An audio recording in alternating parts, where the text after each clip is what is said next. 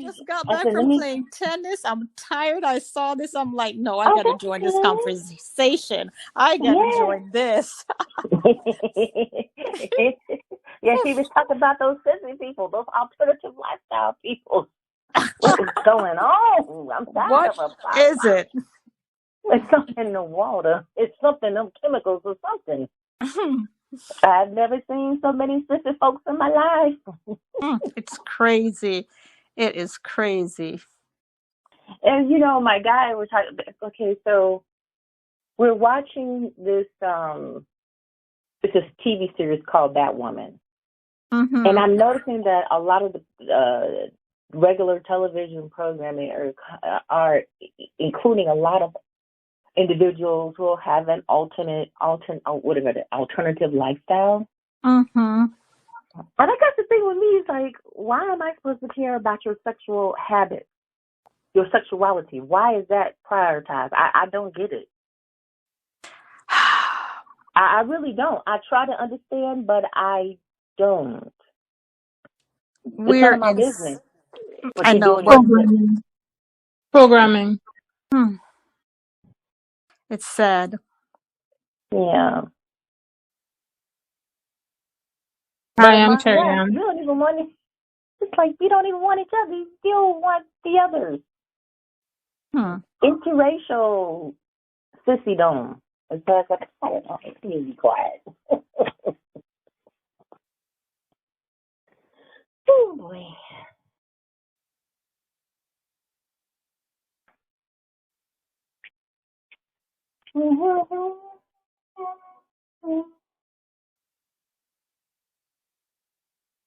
Somebody else came onto the line. Hey, ladies. Hi. Is this Glam? The Glam lady? Yes. Hey, Miss Glam. How are you? I'm well. How are you? I'm great. Enjoying some beautiful weather we've been having here. Hoping it doesn't snow. Here in Chi-Town, it's a little iffy. It's summer. How is it in Chicago with everything that's been going on in the news with the kids and stuff?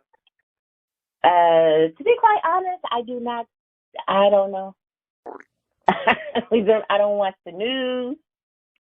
Me Anything neither. I get is on if I'm on the internet and I may get a story, like I read recently about a young 24-year-old police officer who was gunned down, heading into her house.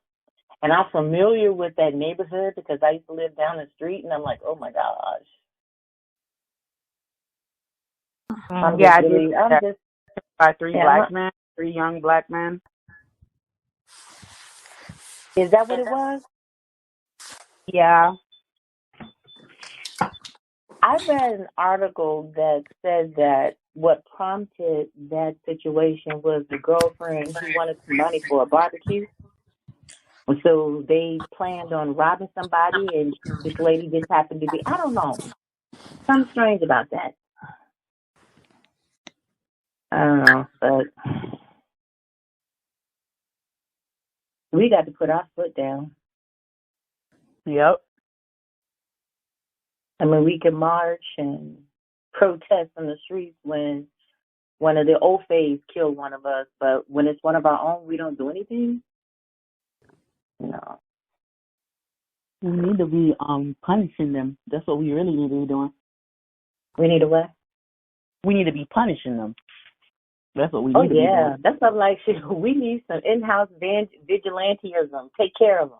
Like, oh, don't worry. We'll take care of this one. We'll get them straight.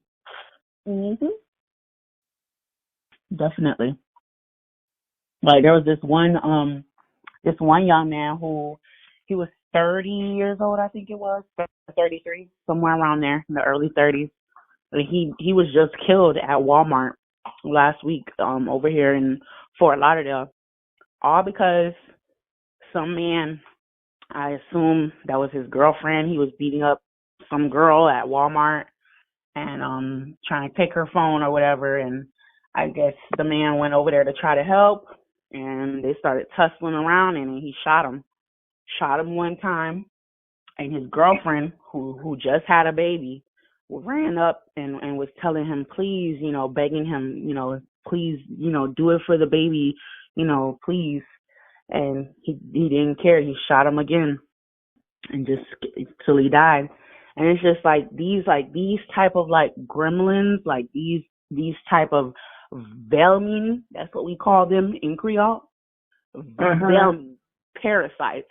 They need to be dealt with, because it's just something has to be done in our community. And it's just some of us, we're missing so many screws that, someone's coming to fix a situation that you started, not trying to hurt you or, do anything to harm you, but to help fix a situation that you started in public in front of hundreds of people.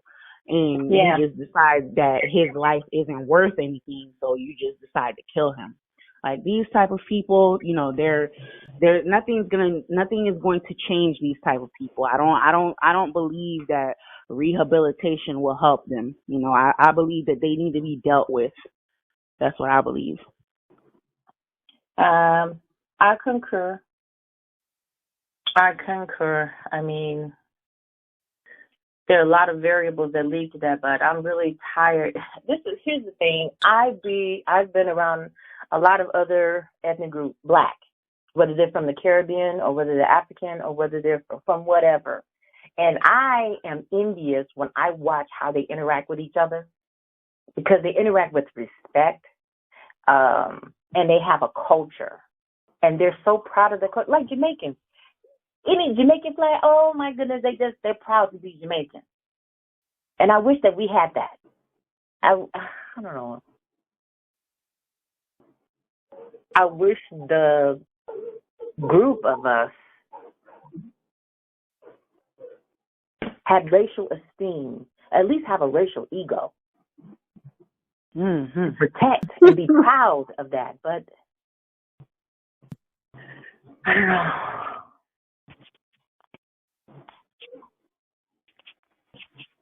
I just see that we're going to start separating from these people.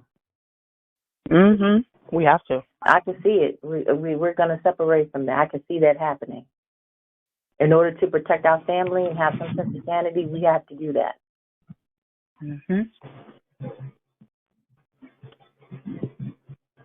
Especially when you live in the type of society that we live in, where if one Black person does something, they think, oh, all the Black people do this. All the Black women are baby mamas. All the Black men are thugs. It's all of them, We have to. That's because they're stupid. Anybody that thinks like that is because they're dumb, and that usually comes from people who are not us. And then those who have assimilated that type of thinking are just stupid. So, but I get it. We are the only group. Black Americans typically are judged by the worst among us, and not by the people who are morally upright, not by the people who carry themselves with dignity and the noble, the good ones among us. We're not judged, but everybody else is. It don't matter how many serial killers, pedophiles, or this in the right race, they're still going to have a group reputation of respect. Even though as a group, they're murderers, thieves and cheats. It doesn't matter. But with us, because they'll do anything to degrade us, anything to make us less than. Yeah, but we have to have something. It's like something switched off in our own mindset. There's something switched off in our own mindset. I mean, regardless if someone has conditioned you to think a certain way, have presented all these different images in front of you, at some point, I mean, we're all endowed with intelligence.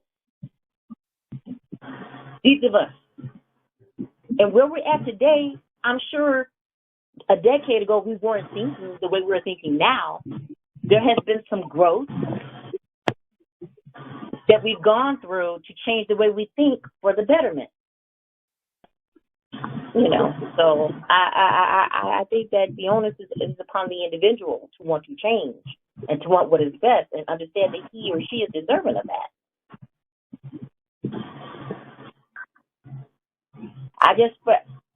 I just wish that Black folk love blackness way more than other people love whiteness. If that was our psychology, we turn this shit over overnight. We change things.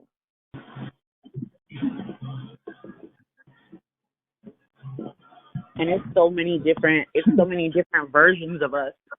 So it's so funny how, not to keep harping on the negative, but it fascinates me how they all, think that we're all alike. Yet we're all over the planet, and we have so many different cultures. Yes. But you know what? We don't see ourselves. Have you heard this guy, this author by the name of William Chancellor, Dr. Chancellor, who wrote this book, The Destruction of Black Civilization? Are you familiar with that book? Mm-hmm. Well, in this book, he writes about, he's a chapter devoted to what he calls a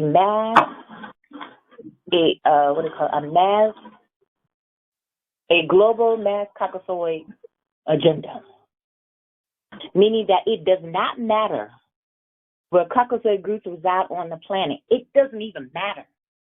They are unified mentally. They all have an agenda that they support, spoken and unspoken. They are on code. But you know what? We should be like that. As I'm sitting and listening to this conversation, I'm Jamaican born, and I'm reflecting. Mm-hmm. I believe that Black people in America are lost, and Black people in the world, I believe we're lost. Mm-hmm. And I think we're lost because we have been socialized. And I hate to even go there, but I believe one of the root cause of our problem is religion. Yes. We have been socialized to accept the colonizers' religion and to accept a God that does not look like us, that does not understand our struggles, and therefore, because we are so brainwashed, and I was there, and I'm at a space in my life now where I have empathy because I was there. That we don't know who we are, and because the stronghold of religion is on us, our people, our community, that it's so ingrained in them that we can't find our way out of this mess. And until we begin to have the courage to look beyond and say, you know what, okay, because we've been trained to say, you know what, if we don't have this God that was given to us, we have nothing. And so we have nothing. We have nothing. And so the programming and the messages say, you know what, you can't love yourself. You cannot save yourself from the situation that you're in. You can't rise above. And the only person that can help you is the Europeanized version of the Creator. And if you don't have that, and then it's this other message telling us that, you know what, especially for Black folks, they have us in areas, and they have us, living below standards, but they have brainwashed our people to think that, you know what, you can't do no better, and everything gonna be all right, baby. When you get to heaven, Jesus gonna fix it all. You don't have to worry about it. One of these days, one day, it's gonna be better. So we can't rise above that programming, and that programming has us stuck. And until we come back to who we are, we're going to continue to be in this loop, this cycle of craziness.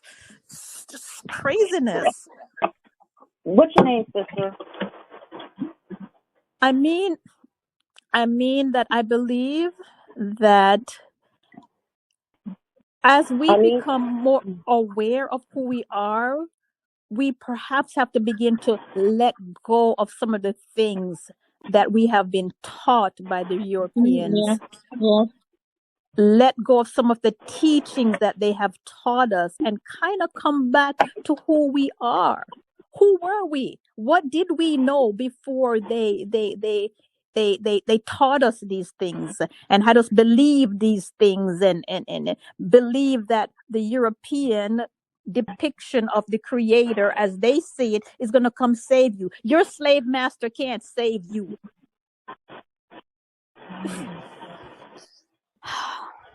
I'm just frustrated Isn't it with our funny people how right how now. I Christian agree people with are? you, sis. Hello? I was Yes. gonna say, isn't it funny how Christian people are waiting to experience heaven after they die? That's what I'm saying, sister. And so that is what is in our community. Why can't we live now? Why Right. is it Well, if that we heaven was have to so great, live wouldn't they be killing and to themselves to get there die for us to get and then there? enjoy some life? It's crazy. It's Yeah. it's it's It's crazy. yeah. It's a fluke. I can this conversation is it's painful in the sense that I have religious folks in my family, and because of the way they speak, they disassociate it from me. So it just makes me. I understand exactly what you're saying. I don't. Religion is not the only. Is not the only thing that distances us from ourselves, but it's in our language. The very fact that we speak English has a big impact on how we see ourselves because we're not empowered Mm-mm. as ethnic people speaking English because this is not our mother tongue.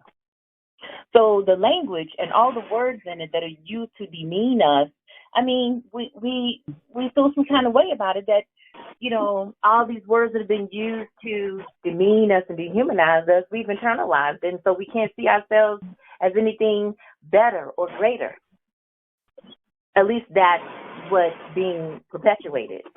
Even our own language. That's why I don't like when I hear people say, "You're black this," or "Why are you being so dark?" or "This is dark." And I cringe because I'm like, you know, it is because that we are no longer everything that we did as people. We did because there was a scientific. How can I put it? It was scientific. It had everything to do with nature, and so we did not have any type of adverse thought about darkness and blackness because that's who we are. But with English connotation, it completely twisted all of that stuff. And so, anyway. But I think hear it what can, you're saying, sister. I hear what you're saying, and even I'm even going to take that a step further because yeah. we've lost our culture, we've lost a sense of who we are, and even today, and I say this from a most loving space. I am so taken back at even where we are as a people, as black women, when I see how Europeanized we've become. We neglect ourselves and we're in the weave. I mean, okay, the weaves, and it's so long, and it's so we don't even love ourselves. I see us as just hating ourselves because we don't even know who we are because we're hiding behind the young kids and the generation and the fake hair and the eyelashes, and we don't even know who we are. We're lost. We're lost. And I'm not opposed to us enhancing our beauty. I get it. We're women. We're black women. You know, we want to, but it's becoming too much where we're rejecting ourselves and now thinking that the standard of beauty for a black woman is to have this fake lace front looking. Y'all know what I'm talking about, sister. Come Yeah. on. You know what I'm Yeah, talking because about. if you don't have a lace, you don't have any money. If you don't have a lace, you don't have any money. You don't fit up to, you know, this society and their standards. That's what it is. So they feel like they have to get the lace front. They have to get their hair done. You know, I was there. I'm a cosmetologist. I was there wearing the weaves all the time, changing my hair every 3 to 4 weeks. What changed? So, you know, I was there. And when I started wearing my natural hair, some black women ridiculed me and said, why this hairstyle isn't in style anymore. We don't do this anymore. So yes, we do have a hate for ourselves. And it doesn't matter how we found this hate, who gave it to us, how it came about, but we have to fix it. And it starts with us accepting ourselves, learning about ourselves, learning about our hair, how to grow our hair, just like we were talking about yesterday. And then you have to wear your hair so your children can see you, for your children to see how you naturally look, how a black woman naturally looks. Then there will, when I'm looking at videos and stuff, and my son sees people with locks, or even if he sees people with like double strand twists, he's like, "Mommy, I want my hair like this," because he wants to grow his hair. He's not looking at the white boy and saying, "Oh, I want my hair blonde and spiky." That's not what he's saying. He's looking at what mommy is showing him and what looks like him, what resonates with him. So we have to do right by the kids. It starts with the change starts in us. We got to change the narrative. And I was there to my sister. I was there. I mean, I teach in a university, and I had the long, bouncy, pretty perm hair. It was pretty. And one day I just realized, I need to stop this. And I remember I had a friend, and she's a Jamaican lady too. And I told her, I said, you know what? I'm going to do a big chop. And she said to me, girl, how you going to walk up into those people, that white school with your nappy head? How you going to do that? I said, I cannot do this anymore. You see that? And that's what now you expect your sister to support you. And I shaved the pretty perm, long, beautiful hair off. And the next day I went to work and I was completely bald. I said, I'm going to do this. I was nervous. But you know what? When I did my big chop and I began to learn about myself and learning to accept myself raw, unfiltered. Yes. Unfiltered. This is it. That's what we have to do, and it has to replicate. You accept yourself, like you said. Each of us on this conference call, we had a different way of thinking and how we present ourselves, but we changed. That means that there was some catalyst within us that caused us to change. Now, everybody is not on the same timetable mentally, so it's going to be others. I'm just a little bit more optimistic about this. Yes, we're lost. But we also are endowed with tools. We are also endowed with an intelligence to find ourselves. Yeah. It can happen, and it is going to happen. I see good signs.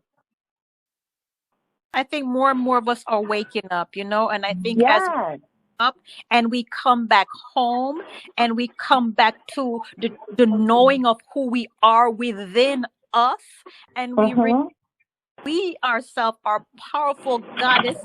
We are creators, and we can create the experience that we desire in our life, and we can change the narrative for the next generation by being true to who we are. So by the young girl seeing, okay, oh my God, look at her hair, she's wearing twists or whatever, we can begin to change the narrative. It only takes one pebble in the sea to make a difference. Yes. Focus. Yes. And I have to give credit to my mother, because when I was growing up, my mother had images, statues, pictures of Black people throughout the house. She had magazines, Ebony, Jet, and whatever other magazine. What was Ebony, Jet? There was another one that I'm missing. Essence. All those magazines. It was any magazine, the Chicago Defender, all the Black newspapers. So when I grew up, I was surrounded with all those images. Plus, my mom taught to me too, she used to teach me Black history, have me read all these books and things that she kept in her inventory. So I was acculturated a little bit differently. But I don't like the intraracial dysfunction that I see, and it doesn't have to be. It changes within our grasp. We have the intelligence to change. And we have to address other factors, not just religion, it's what we eat. We don't know. We don't control food security. We don't know what kind of chemicals they're putting in the food that are changing us on the cellular level. That's changing how our cells communicate. That's changing our DNA. Especially if we're indulging in alcoholic beverages and we have risky lifestyles and all this other kind of stuff. I mean, it's so many other factors, plus the education. And I used to stay in trouble when I went to school because I was always challenging their bullshit. Especially their history. The only thing I liked in school was math and science. But all the other stuff, I challenged it.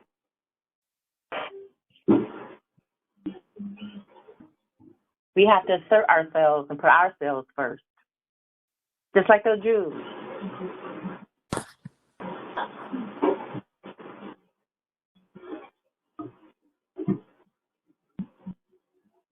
They have a sense of nationalism, a sense of pride, a group ethic. We can do that. We weren't always like this.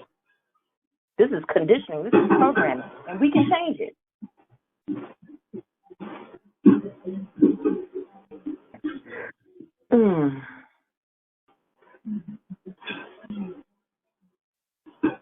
And not to mention the music. When you think about programming and conditioning, we have to also think about the music industry. It is an industry.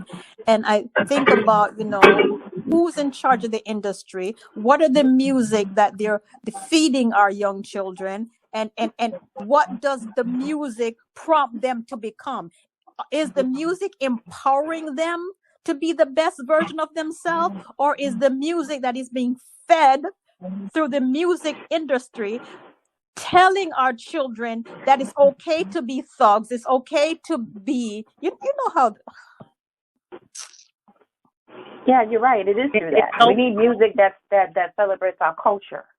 And I remember one time where there was a movement when hip hop came on the scene, because all of the hip hop stuff to me is a continuation of African griot storytellers and the spoken word. And I saw how hip-hop became, after corporations, hip-hop was corporatized. Then it changed things and started introducing these other genres of rap, gangster rap. I mean, and the images associated with gangster rap was further degraded, because I remember I came up when there was Stop the Violence. There were so many, what do we call them? There was Public Enemy. There was KRS-One. There were so many. Even Queen Latifah was rapping and talking about things that affirmed Black people, and how we talked about conditions of living in the inner city, but we also talked about what we could do to change that. It was like it was a movement, and they came in and shut that down. Okay. So music now is no longer a movement to help uplift you and to get you uplift you and make you become the best version of yourself. The music is to degrade you, have you degrade yourself. Hey, woman. Yes, that's why I stopped listening to America. I listen to international music. I listen to music, Afro Latinos. I listen to Caribbean music. I listen to mostly African music, because I love Afro beats, and I'm old school, so I like King Sunny Ade, what's his name, Salif Keita, Fela. I mean, a whole bunch of other stuff I like, and I also listen to old soul music, because I like to listen to music where they're playing natural instruments. I love the sound. I don't like the synthesized instrument. I don't like it. It bothers my nerves. But I can listen to some drums. I can listen to Bob Marley. I can listen to, certain songs that have meaning, where there's the words that are being expressed. They are uplifting. Even if there are no words, it's the sound. So. And notice how they will dance to the music. They'll play the music. So it's acceptable when they hear the music. But when Black people are actually putting out the music, they say, oh, that these people are hoodlums, these people are thugs. But it's okay to put the music out there. It's okay for the music to trend. It's okay for you to TikTok. Yeah, because they're making money off of it. Exactly, yeah. They own it. So they're making, and so the way they write up these contracts, they're thieves. Let's just face it. They're criminals. They're thieves. And we are the creative people, so they always make money off of our talent. I get angry when I think about Michael Jackson and the Jackson family. They used to live right over here in Gary, a stone's throw away from me. And they worked hard to get out of Gary, to get out and overcome poverty. End up in LA, in Hollywood, and now 60% of them, I don't know, man, is going to white folks. I don't get it.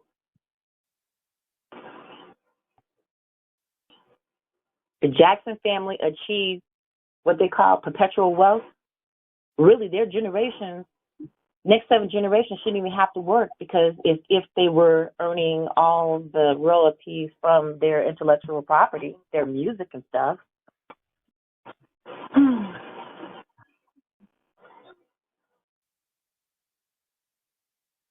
But you're right, sister, on everything that you touched on. So you see, it's almost like it's planned. It's planned to keep you in a state where you are asleep and you'll never wake up. The whole system it's like being in the Matrix. You have the music like we talked about, and the fact that the music is no longer uplifting, and this is what's being fed in the young people, and so they're acting out on the music because that's what they know, that's what they're being fed. Yeah, because and they are weak. That's they're why. weak. They're weak. They're not like me. I was a rebel. I rebelled against it. I was like, I knew something is wrong. This is not I need some strong Bantu blood. Well, now the white man genes has weakened and watered us down, and we're weak. You need to rise up with that strong African spirit. There's too much cream in the coffee. You need some strong black coffee again. That coffee done weakened. It's Irish coffee. You gotta change that. Change the potency. Change the frequency. Exactly, because our frequency is so low. Our frequency is so low right now that we can't even help ourselves. We can't help ourselves because we're vibrating so low. Yeah. As a group collective, but things are changing.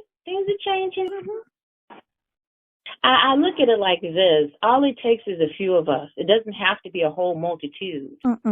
It's those who are resonating, who have a higher magnetic resonance, are the ones who can make a change that will have a ripple effect on this entire planet and change the thinking potential of an entire town or group of people. And we have people like that among us that can do that.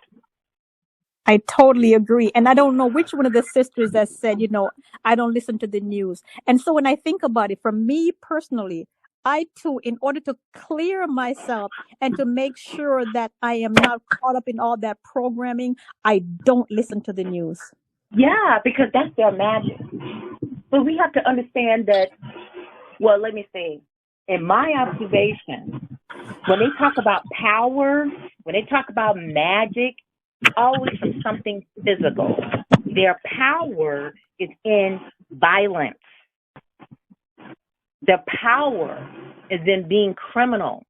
And they have weapons and things that facilitate them being a superpower, so to speak. And to reinforce this whole perception of them being in power is the magic of TV. So I don't believe half of what I see.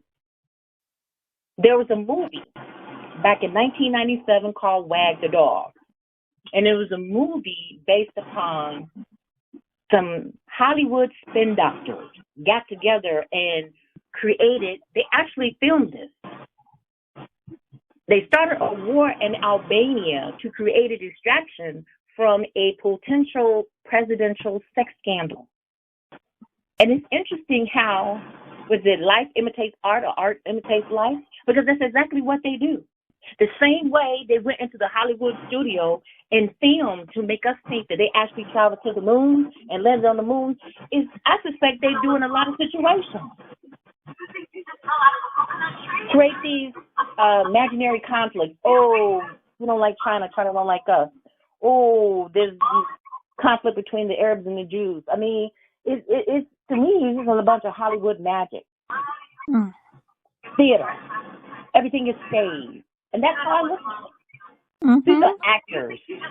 I don't take anything serious anymore because as long as they can keep you in a perpetual state of fear, a perpetual state of being insecure about who you are, because of the power, they're afraid.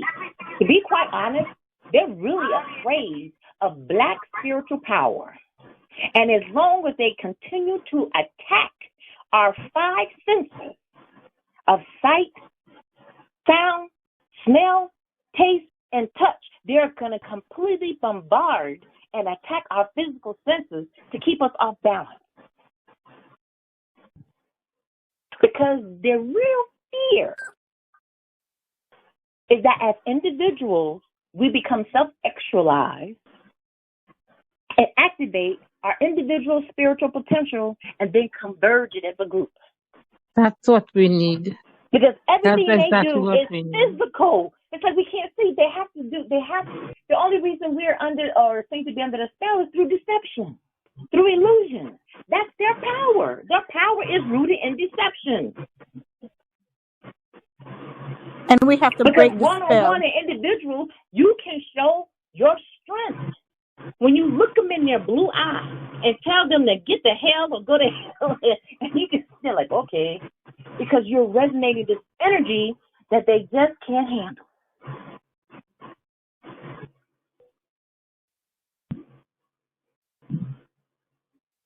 That's what the real concern is. Is that spiritual power, because that's really who we are.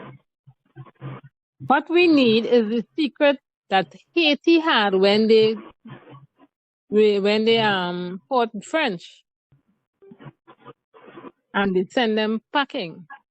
That's what we need. Well, see, we have sciences. Every group has spiritual sciences, and that's what the elders took underground, because they're like, okay, we're going to be ruled by idiots for several, past 2,500 years, so we need to protect this until such time that we're going to start releasing it. And so there have been individuals traveling all over the world, and they have been teaching enclaves of people, sharing the secrets. But you know what, and what these white folks did, that's why they started these Freemasonry organizations, all these brotherhood and all this other BS, thinking that they have some vital information that is supposed to be held in secrecy, high secrecy. You taking all these oaths, but they don't realize there are no secrets in nature. And they're learning our stuff. All of our sciences are encoded in our mother and our maternal languages, our mother tongue.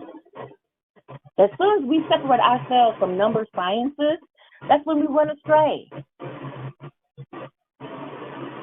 That's all I'm interested in. I'm interested in our sciences. I am a wisdom seeker, and if I have a group of people and they're not talking about that, then it's just a waste of time. Because ultimately, what we need and require is autonomy, full-blown autonomy. But you know what? I think, as I'm listening to you, I think as more copper-toned people, melanated people, begin to wake up, we realize that the secrets of our ancestors, we're carrying that in our DNA. It is Yes, in us. you The got it. secrets, it's in Yes, our DNA. yes, And when yes, we yes, yes. begin to pull away from the distractions of the media, from the Yes, programming, and come yes. back to ourselves and connect That's with it. nature and begin to let go and just come back to the I am within. It's in our DNA. We are Yes, carrying that's this. it. You got It's it. in You got us it. already.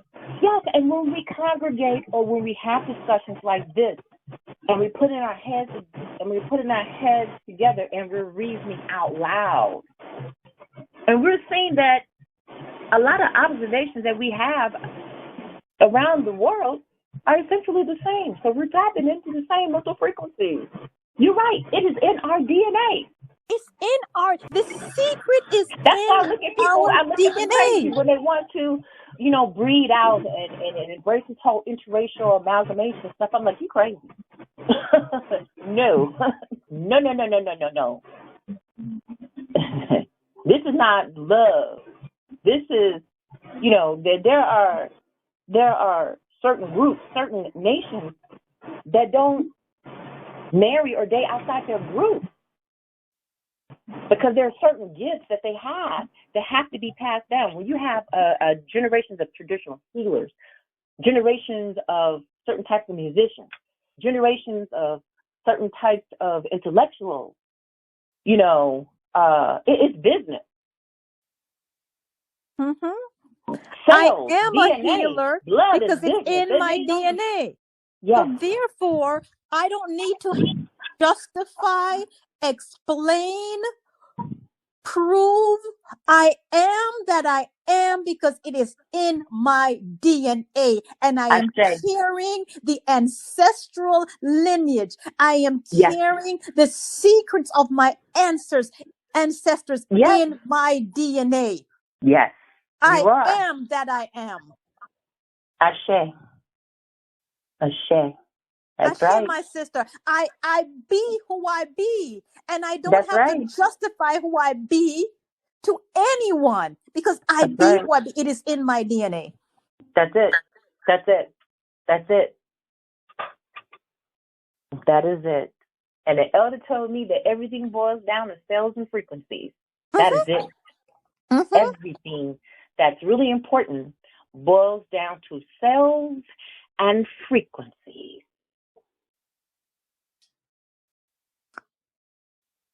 So as I begin to raise my frequency, I am choosing not to focus on the others, but I choose to focus on who I am and how I can continue to raise my frequency and be able to share this with my brothers and my sisters.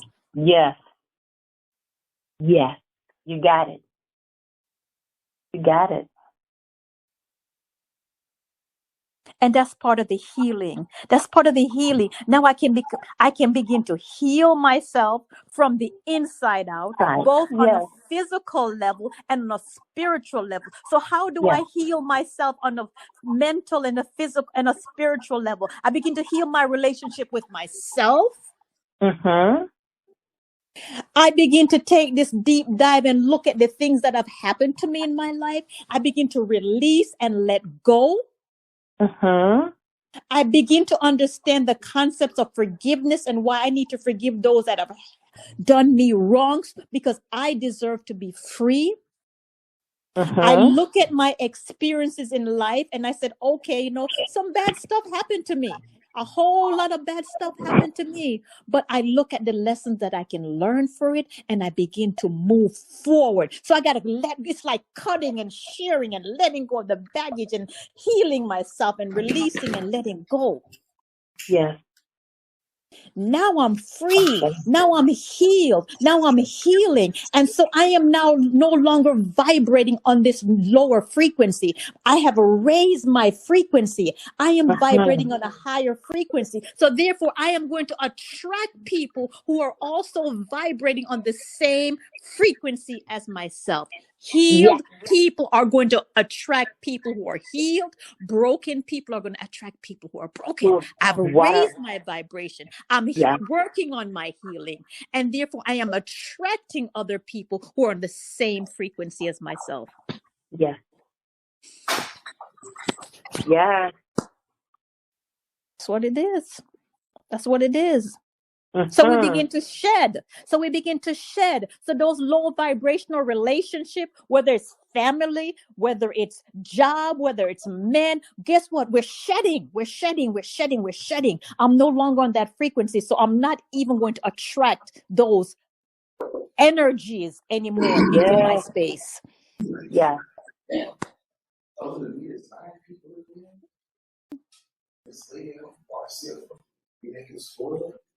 That's where we at. Is that Lance? Is Brother Lance on the line? Oh yeah, I'm here. I was muted, but I'm here. Oh, I okay. just heard the powerful word, Hey. and I was like, "Whoa! I can't." Yeah, me vibing with my yard sister. I love it. I love it. We're very powerful than we know. Mm-hmm. We're way more powerful than we know. Other people know. That's why they want to put restrictions and limitations. I mean, do we really understand? Wow, all the roadblocks, all the obstacles that have been placed in front of us, and we still manage to overcome them. We still manage to thrive. Mm-hmm. I mean, it wasn't that long ago that we were criminalized for reading and writing. And they still say that, oh, you're illiterate. Illiterate in what? As if English is supposed to be so important and such an intelligent language. And this is why our kids struggle in school, because it is not their tongue language. It is not their, again, English is not the language that we are genetically coded for. And so they struggle in school. Could you say They that struggle again? with grasping We this are not language. what? Genetically coded to speak this language. No. This is what I've been trying to get people to understand. Not only that, but the way that we've been taught is from a Euro perspective. I'm 1,000% confident that if, just take math, Black people, African people originated mathematics. We were the first to identify numbers because we understood that in order to live in this physical reality, it's based on numbers. And I'm confident if we taught Black kids the history of mathematics, the history of numbers, the true origin of science, it would change the way they see themselves. And then it would reactivate their creative intelligence, and they will begin to do things that would surpass the idiot who's supposed to be so brilliant today. Who are just so brilliant, we're building robots, we're building machine technology. Okay, fine. Who cares? You're going backwards. It is our spiritual technology that we need to be harnessing, not the foolish stuff. It's spiritual because the more people use machines, the more dumb and stupid they get. It's Kids the are going spiritual. crazy if they can't even put down a cell phone. They go nutty because they have this addiction. It's the spiritual side. The agenda is to keep the melanated people on a low vibrational frequency where they can't think, where they cannot tap into their spiritual DNA. And so therefore it's to keep your frequency so low that you're not thinking, you're just moving about like a robot. You're just moving about like to control us. They'll continue to have perception to rule us, and we got to get that monkey, literally get that monkey off our back. We got to shake the monkey because we are not meant to be ruled by anyone else. If we are aligned with nature, nature operates autonomously. There's nothing controlling nature. It operates autonomously. That's how we're supposed to be. We just create contracts with nature. We create contracts with energies to do our bidding. We administrate with forces. That's what we did. We have to return back to our animus origins because we are animate. Yes. Yes. That's what we are. When we can speak and move a mountain, when we can speak in a tone or a pitch and raise a 70-ton rock. That's the kind of thing. When we can do things where we can shapeshift. What we can do, we can fly, we can levitate. That's the kind of power I want to see reactivated amongst us, because that's where we're supposed to be. But that means, sister, that in order for us to get to that space, number one, we have to get away from the programming and we have to get back to our mother. When I say our mother, we got to get back in nature. We got to go back outside and reconnect with Mother Nature. Ashe. Yes. Yes. That's it. We got to get back and let our mother teach us stuff, because when we are in nature and we're connected and our feet, we are grounded and we are connected with the energies of the earth coming up into our feet and the energy of the heavens coming down. We will be a force to be reckoned with. Oh yes. Oh yes. Oh yes. Got to get back out there. We got to get back out there and connect. Yes. But we're communicating with the animals, with other creatures. That's my measurement. When my interaction with animals, and if they're afraid of me and blah blah blah, but if the interaction is very good, I'm like, okay, good, I'm in touch. They're not running away from me. They're not scaring me. They're coming to you. They're coming to you. I had an associate who is an attorney, and he did a lot of low down things. And she said that one day he was somewhere and a little dog. It was a cute little dog. He went up to the dog, and the dog was frightened. The dog cowered and started to growl and bark at him. He said, "Whoa, wait a minute." He said that was his wake up call, that he knew he had to change. So he's somewhere over in Asia, going with some monk or whatever, going through his little spiritual whatever. But I just thought that was interesting that he noticed that he was resonating some type of energy that was not in agreement with the animal, that the animal could pick up on it. And it growled at him. But anyway, that's the way we have to be, in tune, completely in tune and in alignment with nature, every facet of it. Because then we can invoke nature. Yes. To do our bidding. So it's not going to come from the dog or weapon. Every arsenal that nature has, we throwing at you. And how you gonna fight that? So you can speak and invoke a tornado or a hurricane, like the superhero Storm. Meaning those things are based on the Orishas to me. Those X-Men, those Supermen, and all that kind of stuff, that seems to tie into some of the energies of the Orisha. But anyway, so I am really excited. But we are gods and goddesses. We are creators, and some people are take offense to that. But in the most loving form, we are creators. We have so much power in the power of our words. We can create. We create through our words. We create as women. We create through our womb. We are creators. And we need to really begin to tap again into that creative force, within us. Yes. And especially with the women. Their own Bible says that. The own Bible says, have I not told you that ye are gods? Okay. But we didn't we don't believe it. They hide so much things in the Bible that if we stop reading it as they read it, and we read it with the third eye, the third eye, where we can see beyond their words, because their words are spells. Well, we know that nature does not communicate in English, for one. And the Bible, if we're being really honest, is basically Jewish hagiography. Okay. And Jesus Parts was of a the Jewish Bible were man. taken. Parts of the Yes. stories, some stories in the Bible. Yeah, I but was they're taken looking at Dr. Ben, who and Dr.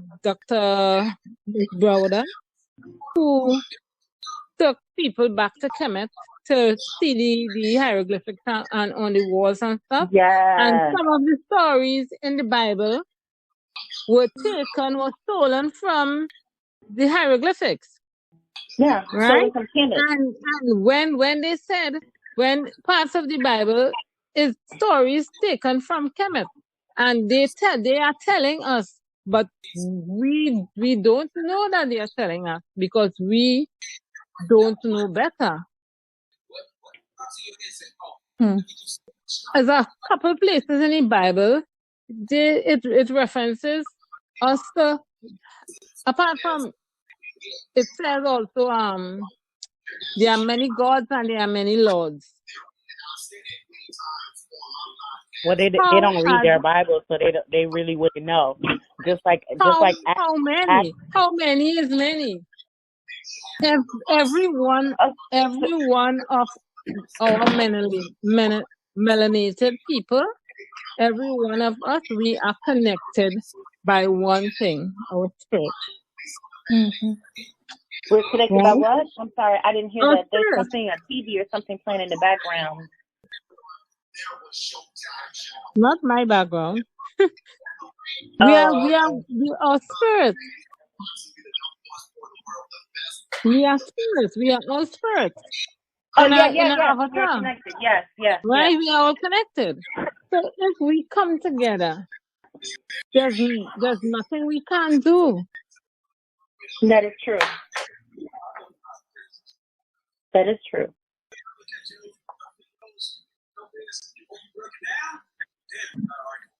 So then in coming together, sisters, I'm getting another download then.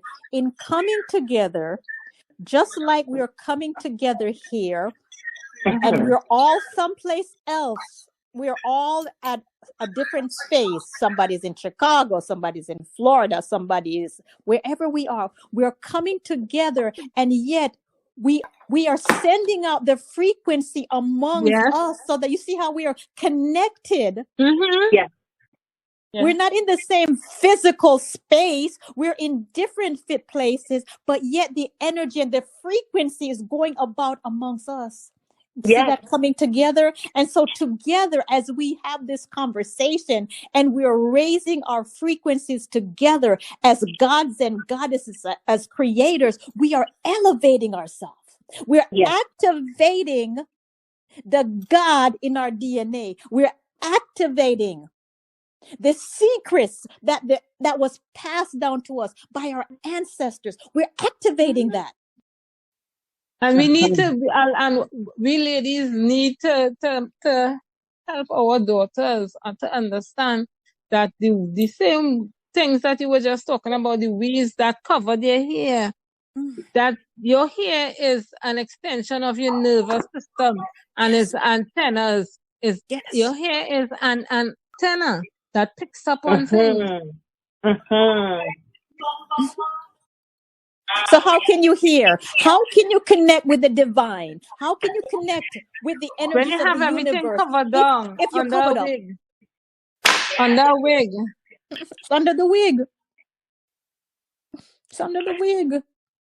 That's one of the reasons I cut off my hair. I stopped relaxing my hair almost more than 10 years now. A whole lot of years now. Cut off everything and grow it back natural.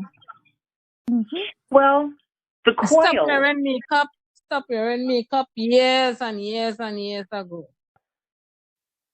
A constant geometry in nature is the spiral. Everything emerges from a spiral, a coil. And it amazes me that Black people today are still not recognizing that nature signature is in our DNA. It's in our appearance. When you want to look at the hair that we have on our head is a physical representation of forces, because forces are spirals in every direction. That's how energy moves. Energy moves in a spiral. If you look at a tornado or hurricane, or look at how the wind blows certain objects, there's only two directions, clockwise or counterclockwise. Yeah. So that's how, so if it's clockwise, that means it's spinning backwards or gravitational. If it's spinning counterclockwise, that means it's moving forward and upward, levitation. These are things that we used to know. Physics. All of the sciences, we were the ones that originated these science, because this is how we were able to understand how everything functions in this physical reality, in the universe.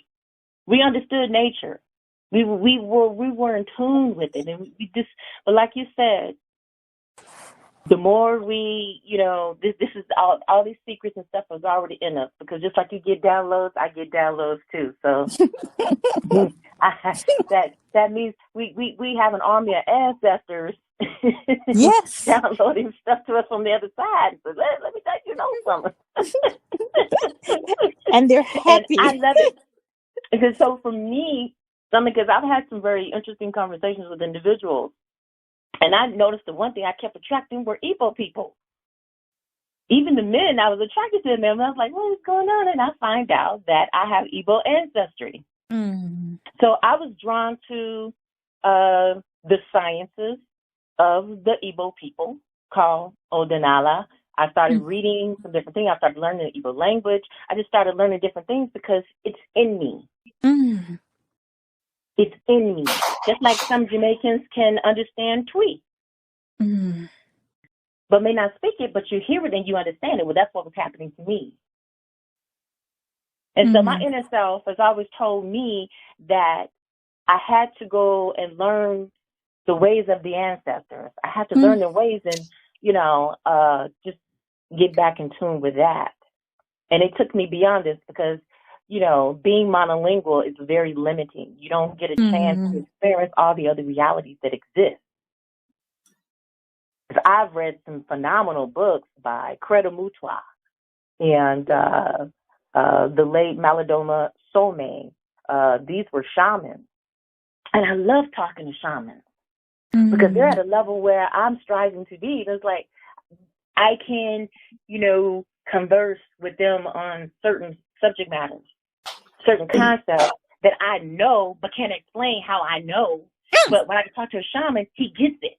But if I talk to a regular person, they're like, okay, this is cool, where you going? But this is like, I just have a thirst for science, our science. Because the way the Caucasian look at science is backwards, it's awkward, and it's based upon destruction because he has to destroy in order to learn. He's too busy smashing atoms. Whereas we observe and we see order. We see that things work in order and it's numerical. We see that. We see what they can't see because we're endowed with melanin and melatonin.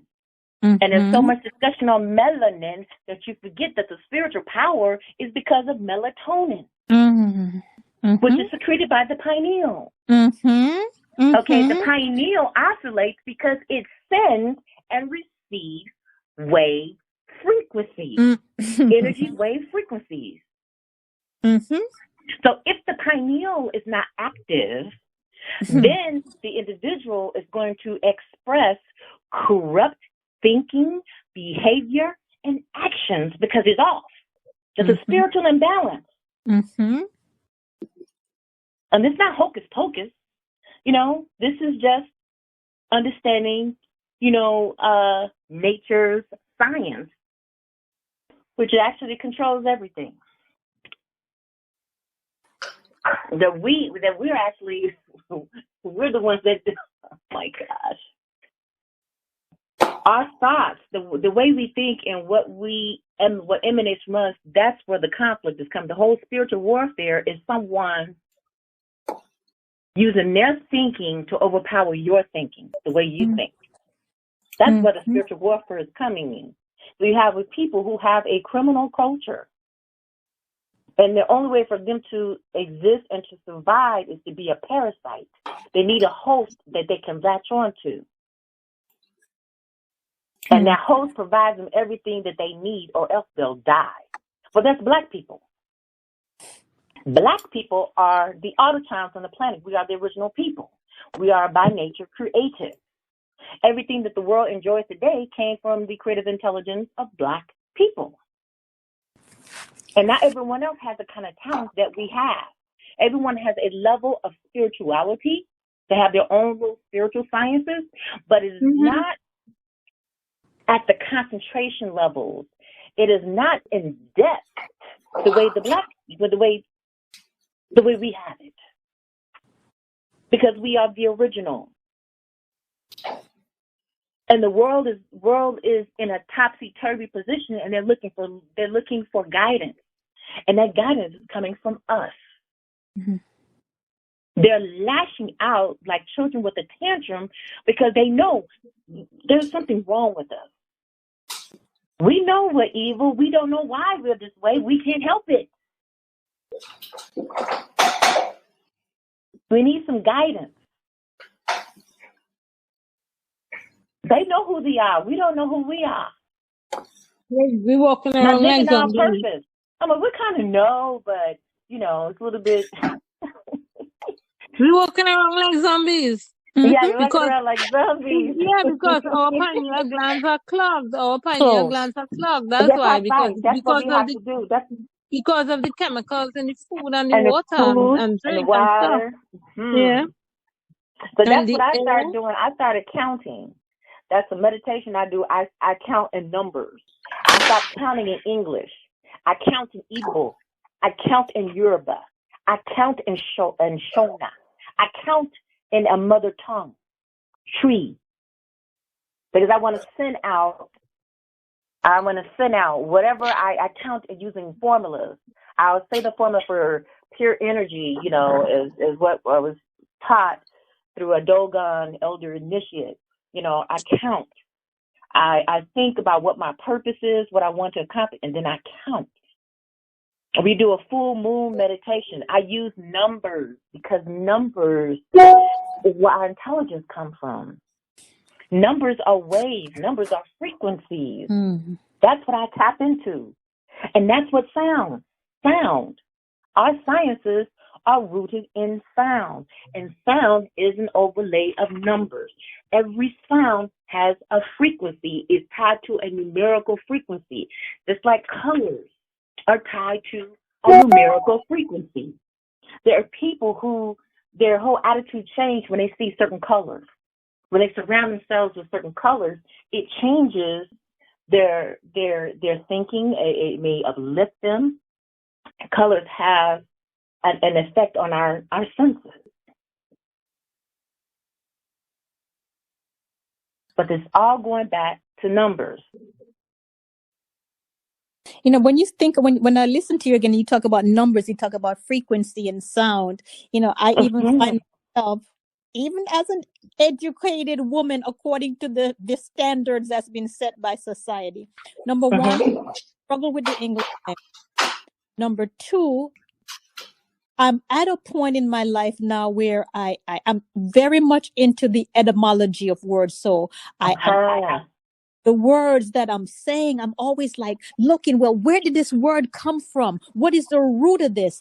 And so I am more aware now, and I'm more intentional and careful about certain words that I use, because when I look back at the etymology of where these words are coming from, I feel like if I use these words, I'm casting a spell. A spell others. Yeah. I'm very more aware of especially this English borrowed language. Yeah. This language, we lie and don't even know we telling lies. And we lie and we bear false witness against ourselves. This English language is spelling. most suitable for a criminal or a non-heterosexual because this language is full of words for things that don't even exist. And it's also full of words that are so perverse that invoke strange perversions. Yes. I saw a film. I think it was a documentary. There's stuff going on. Oh my goodness! It was about this doctor who had helped these African women in the Congo because there's civil war. There's things going on over there because of different factions that are trying to steal the minerals and resources over there in the Congo, and these women were raped. And they were sodomized with different tools and things that mutilated their vaginas. And so this doctor, he was able to restore a sense of womanhood by performing surgeries to correct or to address some of the damage that had been done to these women. And one of the women that were being interviewed, there was an interpreter because she was speaking, I think, in Lingala, and they was interpreting, and she said that they didn't know what was happening to them. They didn't know it was rape because they had no word for rape in their language. You see what I'm saying? So there's a lot of action, a lot of acts that we perform in English that people who don't speak English and mother tongues don't do because there's no word for it. There has to be a word is composed of sound code, which is a consonant and a vowel. And a consonant and a vowel itself is a word that describes or lets you know a specific action that is taking place. So L-A, la, that causes a specific action. Ma causes a specific action, N-A. So we look at the spiral. Like this is taking in a whole nother direction. But I'm glad that you brought up about the etymology because me and another brother, we used to do daily bills or daily reasoning sessions on language and sound. And we discovered that not so much as the spelling, but the sound is way more important than the spelling. Mm-hmm. Because in English, you have words that are spelled differently but have the same sound frequency. They have the same sound. You have words in the English language that have letters. Now, I'll give you an example. How do you spell the word for number one? Spell it. 1, O-N-E. Okay. Which of those letters has the W sound? The consonant letter W. Which letter? 1, O-N-E, 1. The N? I don't know. If you were to pronounce that word using your mind, how would you pronounce that word? 1. Pronounce it from your mind, not your memory. One. Yes, that is the correct way to pronounce it. What? So they have given us sight words to remember, to memorize. So through education, we have been conditioned to use our memories and not our minds. That's why it's difficult for us to decipher truth from a deception and a lie. Mm-hmm. Because they use memory instead of the mind. Yes. From as soon as you could talk. Look at the word pharmacy. Which letter has the sound F? Which letter? Which letter is it? You know, it's a lot of words in English where the letter doesn't match the sound. And they tell you what is the purpose of having knowledge? The PH is supposed to be the F sound. You see? And knowledge. How do you spell knowledge? What is the first letter in knowledge? K. K. And it's K, and it's supposed that's not. a consonant. It's So supposed to why be is the it very N. silent? Okay. So it's not the spelling, it is the sound. But it's like, that just to show you that there's a lot of deception. Mm-hmm. There's fraudulent sounds and fraudulent spellings in the English language. It makes sense that we're confused. You have your casting spells. When Yes. the spelling. Yes. Against yourself. Yes. Yes. And that's why I love African languages, because of the way they're spoken. It's a truthful language. You cannot tell a lie. And the African person, because they speak mother tongues, the way their ears are trained to listen, they can tell when you're lying.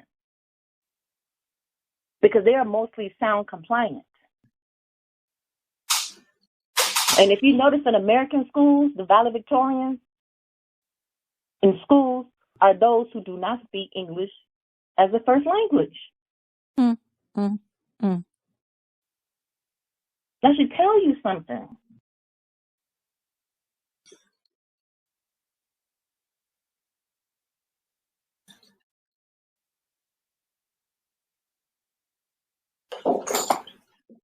And that's why through sound, we could tell who is who. We can go back through the annals of time using sound, because we are the original sound masters.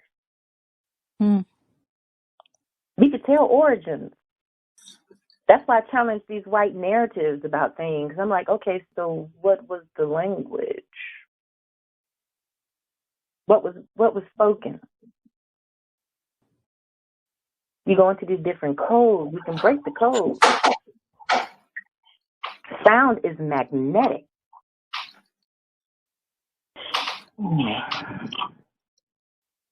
That's why when you talk to plants, they respond better. Say again?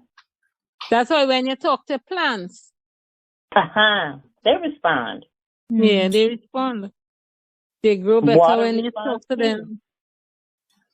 Yeah. I learned that some years ago. We went to the beach and they said, don't talk too loud. Don't talk too loud. When you scream and talk loud, the water gets really rough. Yeah. It's interesting because water is very spiritual.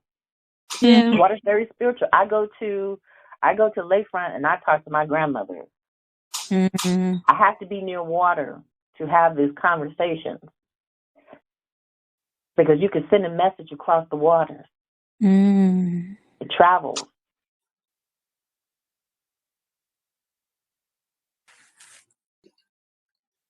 I remember Brother Bobby Hennett at one time. He had an ailment. He was sick, and he didn't have aspirin or medicine or anything like that. So he spoke into the water. He spoke into the beverage he had so that it could heal him. And I was so fascinated by that. That's right. We can speak. You see what? But you know what you said? He spoke, so he vibrated. Yeah. He vibrated those words.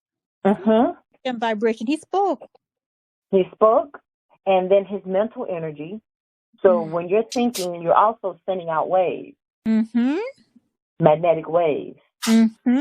And that's something that they've been studying. The FBI, CIA, these scientists, Department of Defense, they can now read brain waves. So they've been studying that because they're figuring out kind of ways that they want to control thinking.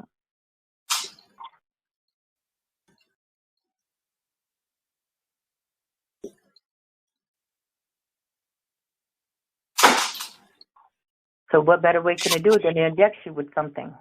You ingest it, or they inoculate it in the form of immunization or something to dull your senses.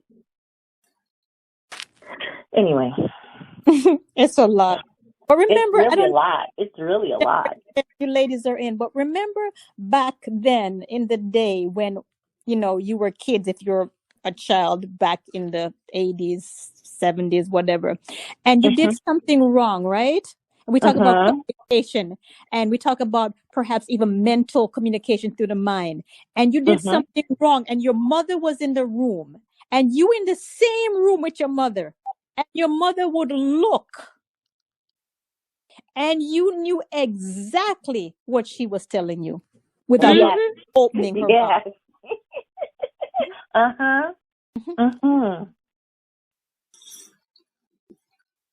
Not only that, but you have relatives that are passed on, but they come and visit you through dreams and tell you stuff. Because I have a paternal grandmother that I never met because she had passed away before I was born. But she came to my father in a dream, and I happened to be going through I was going through some adversity. And my father confronted me about it and said that his mother came to him in a dream and told him that a storm was coming and that she needed to come talk to me and see what was going on. And my dad approached me, and I broke down and told him everything that was going on. There was some stuff that was going on. But I was just amazed that my grandmother, and also shows that my father was, how spiritual he was and attuned to things, because a lot of things came to him through his dreams. He was such a creative man. My dad built a car from scratch. Very talented, very good with his hands, a master tradesman. But things came to him.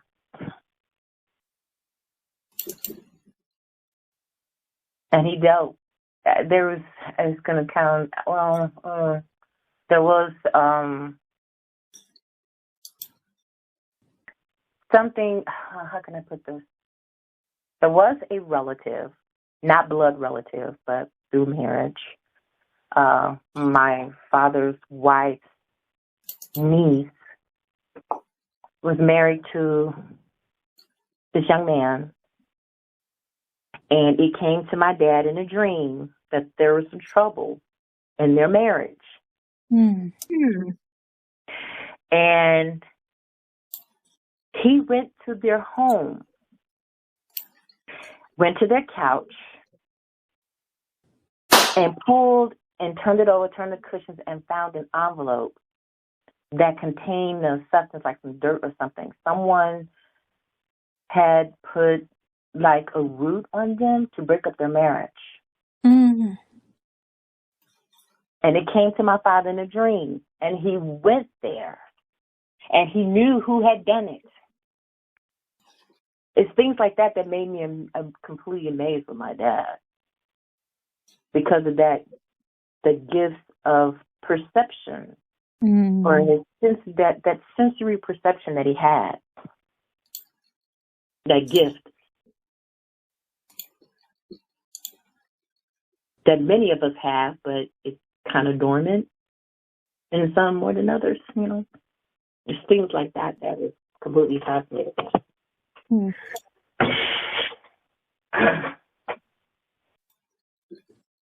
And he did what he had to do to remove that impediment. And I was like, wow. And the only reason I know it is because I was kind of eavesdropping and listening to his stepmother about it. And I was like, what? So, it's real interesting. That's why I know we're going to be okay. Maybe a lot of casualties, but those two, there's some that's not going to make it. I can't worry about them. Not everybody. Oh, my God. The ascension process is not for everybody. Not everybody going to make it. No. It is.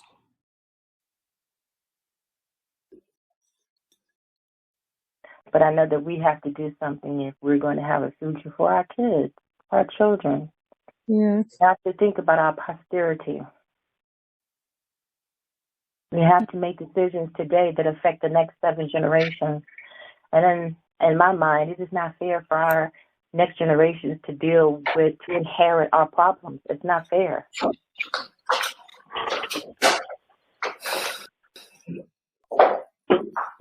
And with what we've gone through, I think it has prepared us, because we went through a huge initiation, going through the most heinous things that people could experience on this planet.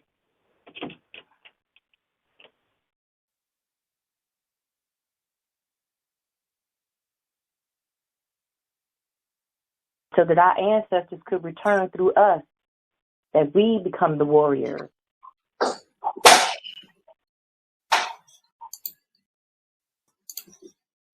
And we have to teach our children and we to. right. Go ahead.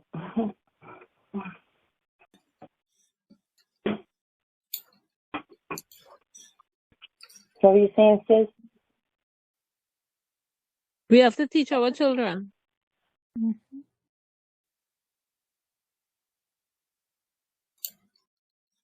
We teach our children? We have to teach our children. Oh, yes. Oh, Yeah, yes. we have to talk to them about it. Yeah, we can't sugarcoat it. We got to let them know what time it is. Mm-hmm. And I think we need to spend a lot of time meditating. Yes. A lot of years ago, I had a dream and I just saw this person smiling at me, just a bright light, and this face just smiling at me and saying, "You're stubborn, you're too stubborn, you must listen to your dreams." And I was so, like, confused, because that was the entire dream. Just this bright light appeared and this face, I couldn't recognize the face, but all I know is that this person was just smiling at me and saying, "Why you're so stubborn? You're too stubborn, you must listen." And I went by my sister the following day and I telling her, "Girl, I dreamed last night." And from the time I started explaining and describing this dream to her, she finished describing the dream for me. Whoa. Wow. She had the same dream. Wow. That's happened to me, too, with my guy. We both had the same dream. But it was not a good dream. It was a terror dream. Something was after me, and he was in it, and he was trying to protect me. We both woke up, and we had the same dream. It was like, wow. We discussed it. When he said something was after you, and I was trying to protect you, to keep it, whatever the presence was, away from you. If I can chime in, this is Tracy J. I've been listening for quite some time, but since we're talking about dreams, just last night I had a terror dream myself. Oh, okay. I was on a bus. I was visiting another. I don't know where I was. I know I was on a bus, and people came on the bus to rob the bus, and they were like, "Everybody, just leave your wallet. After you leave your wallet, you can get off the bus. We won't kill you, but just leave your wallet, walk off the bus, and you can just go about your day."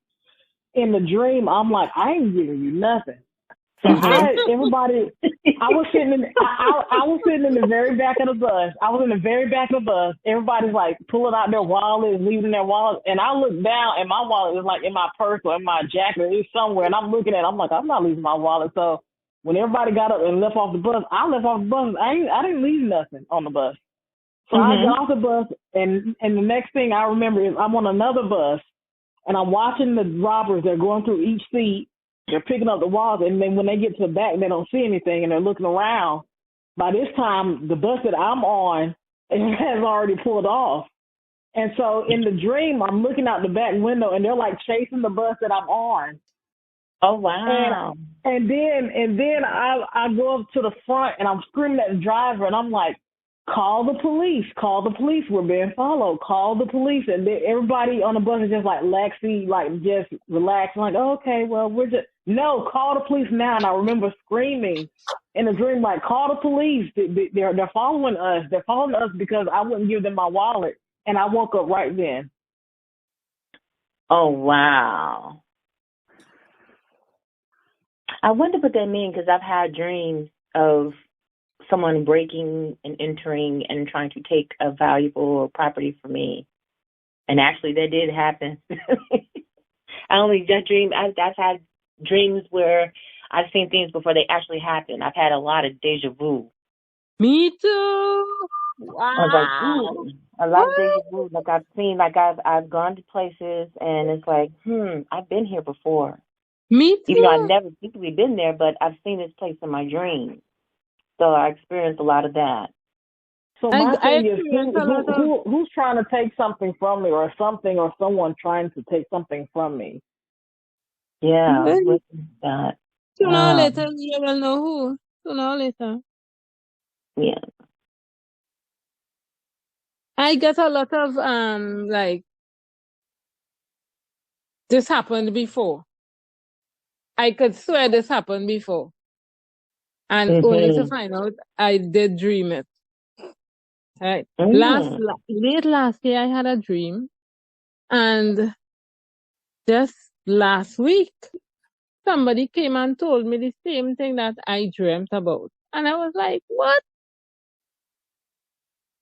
And I don't know if it's true. So do not repeat that for me, please. Because it concerned one of my sons and my deceased ex-husband. We didn't part on very good terms. Okay. But we still had to have a co-parent until he died. And he died in 2010. And late last year, my second son was supposed to get married in October. And the wedding was postponed. And after the wedding was postponed, I dreamt out, and I told my second daughter, because she came across and we were in the back and just chatting and stuff, and I was telling her that I dreamt and what I dreamt.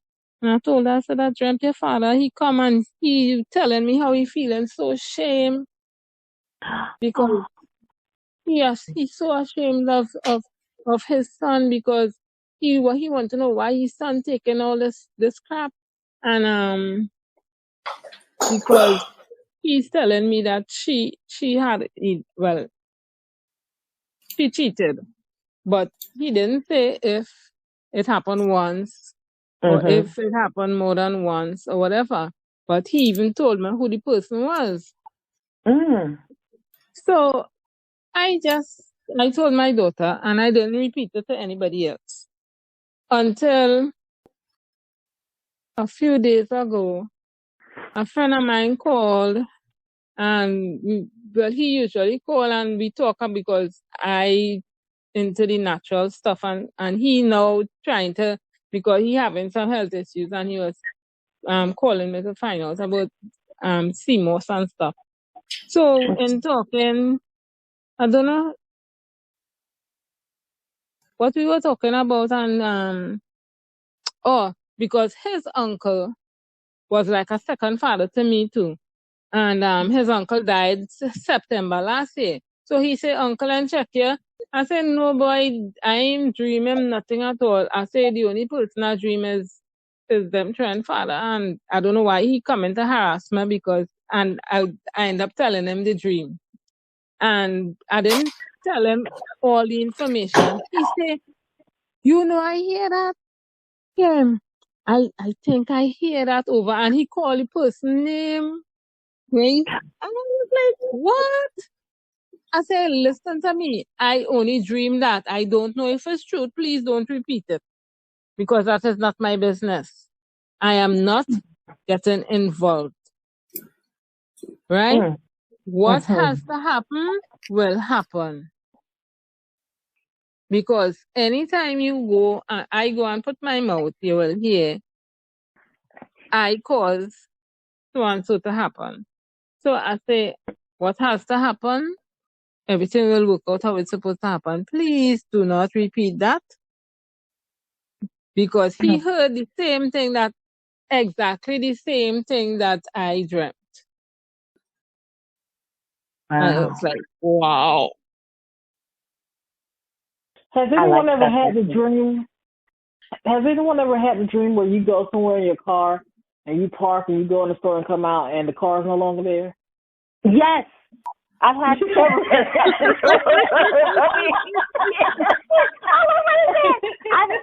As a matter of fact, I've had recently. I've had a couple of those. I'm like, I know I parked here with my car. What is that? What is this thing? Yes, I've had those dreams. And in the dream, you're like, who the heck has my car? Like, why would you take my car? Yes. Yes, I've had those dreams too.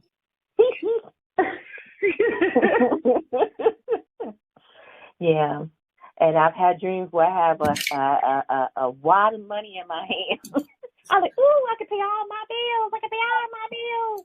And then I wake up. I'm like, oh, hell no. Those dreams make me mad. Those dreams, the money dreams and the money dreams and the food dreams make me mad. Yes. The food dreams, the food dreams, I don't know why, but in your dreams, your food looks way better than it does in real life. And you look at it and you're like, yeah, I'm about to tell it. I remember I had some kind of like dessert in front of me or something. I'm like, oh my gosh, I can't wait. And as soon as I picked up the fork and I cut it, I wake up. I was so mad. Yep, that happened to me. I was so mad. What is that? That has happened to me. I had some delicious strawberry shortcake. It was so delicious. I was getting ready to eat it, and boom, I woke up. But you know what? You need to watch out. You need to watch out about food dreams. They say you should never, ever eat the food in the food dream. You should never eat the food in food dreams, because they said that could be somebody, like, it's the same thing as somebody putting a root on you. They're getting you to eat the food. They're offering you, the food, and then when you take the food and eat it, you're in agreement to whatever they cast over you. So the next time, the next time you have a food dream, do not. If you can remember in the dream, don't eat it. Please don't eat it. I ain't gonna eat it. I had a dream. Now I'm vegan, but I had a dream that I had ate some bacon. Somebody tricked me into eating some bacon, and I was horrified. I was like, "Oh no, please don't do that." Yeah. In any dream where there's food or drink, don't drink it, don't eat it. Yeah. What about snakes? I noticed I know in Trinidad they say that when you dream snakes is betrayal. It's bad. It's not good. Right. In 2020, I had at least 3 or 4 dreams with snakes. One dream was so much snakes that the entire area in front of me where I had to pass was snakes. And I was so scared. And then I said, you know what? I passed it and I started walking on the snakes, and none of them bit me. All right. But the thing is, my betrayal dreams is not snakes. My betrayal dreams is when somebody actually steals something from me. That's why when last night they wanted my wallet, I didn't give it to them, and I went about my way. My betrayal dreams is me getting something taken from me. Mm-hmm. And later on in the year, that was like between June and September. May, June, and September, and by December, I found out all who was betraying me. Oh, see, yeah, that's crazy.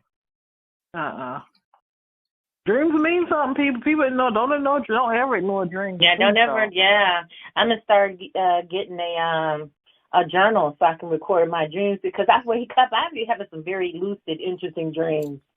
So much I dream in color too. I've been having some really good dreams. I dream in color too, so that's a good thing. I do dream in color. Me too. Yeah. And in my dreams, I'm conscious that I'm actually dreaming. I'm like, oh man, I'm like, wow. Yeah. I'm at the point where I can recognize, well, I'm actually asleep. Okay, I'm gonna have fun here until I wake up. A few times last year, I dreamt, and when I got up, I was like, why would I dream bananas and plantains and and they look so ripe and nice. And when the green bananas, Don't the eat them green though. Don't eat bananas it. look so big and nice. And when I held one and I tried to pull it off the bunch, it just disintegrated, just mash up, squish up in my hand. And then when I went to the bunch of plantains, that was a whole set of bunch of plantains lean on one another, like in the shape of a teepee. And when I got from far, it was bright yellow and rich yellow and nice. And when I got up close to it, the front was rich and yellow and the back was black. Oh. And Wow. I told my children, and we were going through a little issue with somebody who we thought was a friend of the family, and for a couple months straight, every time I had a dream about things looking nice and it not nice and looking ripe and it rotten and that kind of stuff, I would get up and I remember that day when I got up and I told them the dream. By lunchtime, the person called my daughter. And after that, by lunchtime, I told them the dream when I got up in the morning, and by lunchtime, the person called my daughter. And about 3 times after that, every time I had a deceptive dream and I told them about it, that person would call her.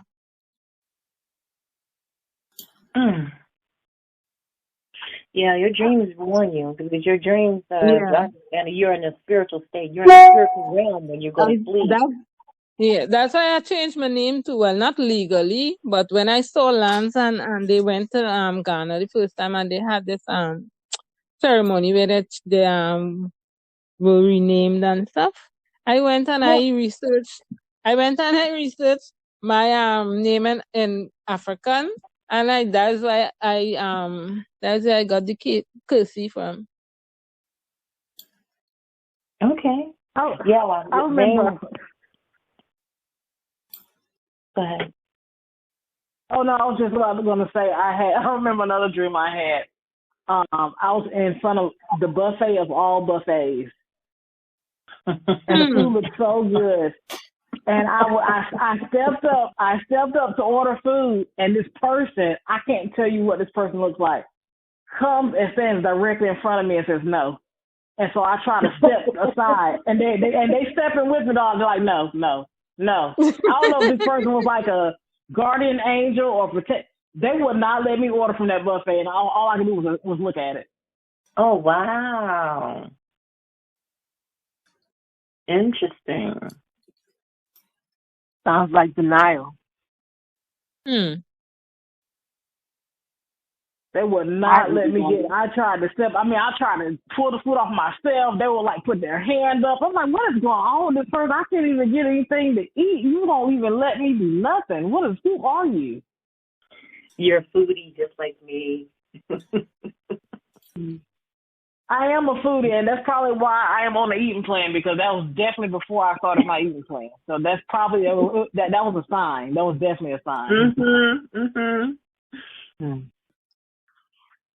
How's everyone? I just had observed the conversation for like the past 10 minutes now, and so it's very interesting, listening to you and everyone. Welcome. Hello, welcome. Yes, this is Nexus. Oh, I was about to say that, but I didn't want to be wrong. But welcome. Nice to speak to you again. Welcome. I just had the feeling to just want to tap into the line and see if anyone was here. It just came to me. And, it's like I say, I like to filter, what I entertain myself with. And sometimes I'm not wanting to really talk, but I will let you know that I'm here. So this is my third time, on the conference. And, it seems like I'm enjoying just to listen, but I really enjoyed the experience of speaking the way that I have, the past couple of times. So, we've enjoyed you too. Yeah. Wow, thank you. So I appreciate you most definitely as well. Yeah. I got one more dream story. Okay, and it happened recently this year. I have one more dream story. Okay. I was in the doctor's office. Sitting down, and the doctor was a white lady, and she looks me dead in my eyes and tells me that I'm diabetic.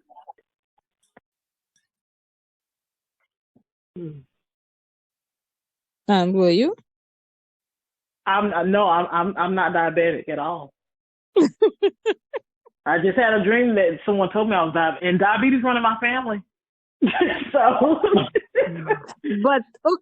but you know, even though you do just the stick your finger blood test, right? Sometimes you're there already and it doesn't come up yet, unless you do a A1C, a hemoglobin A1C, and it will tell you if you're over 7, you're there already.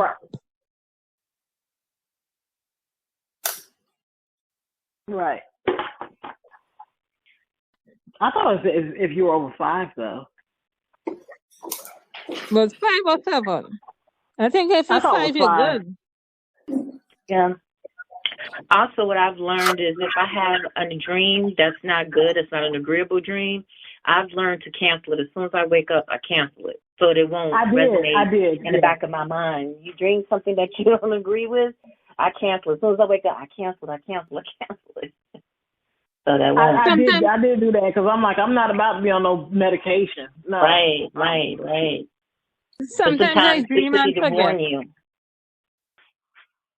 Sometimes I dream as a warning. Yeah. Sometimes I dream and forget, and I have convinced myself that the dreams that I get up in the morning and I know I had a dream, but not for the life of me I could remember what the dream was. And from past experience, that's why I get a lot of deja vus. And from past experience, I realized that when I don't remember the dream, is because my subconscious is kind of protecting me, because subconsciously I'm not ready to deal with whatever I had dreamt.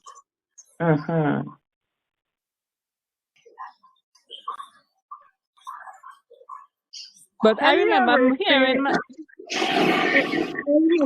my mother say that before she died, my mother died when I was 12. And oh no. Yeah, and I remember she was telling my father that she dreamt she fell in a hole. Both of them fell in a hole. And he climbed out, and no matter how he tried to help her get out, she couldn't come out. And like some months after she died. So I guess that was the hole she was in. Wow, that was a premonition she had. Yeah. Of her own. Wow. That's amazing. I always think about that sometimes, where, like, some people say, like, it's said no one knows the hour, but I don't think that's really the truth. I think that very often, like I can imagine people have some kind of premonition or something. Yeah, because if they didn't, why do they turn away from people and face the wall and all that kind of stuff? Because in Trinidad, that's a normal thing. Anytime anybody's really sick and they notice that the person facing the wall and then they're not eating and stuff again, they're ready to go. Yeah.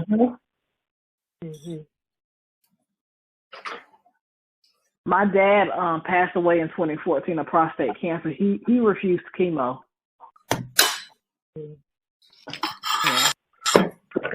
I don't think refuse that poison. I don't blame on their own terms. Yeah. I would rather choose on my own terms. I wouldn't want to be fighting and going through all this humiliation treatment, what they give you, and instead of just accepting, to let go, with some sense of dignity.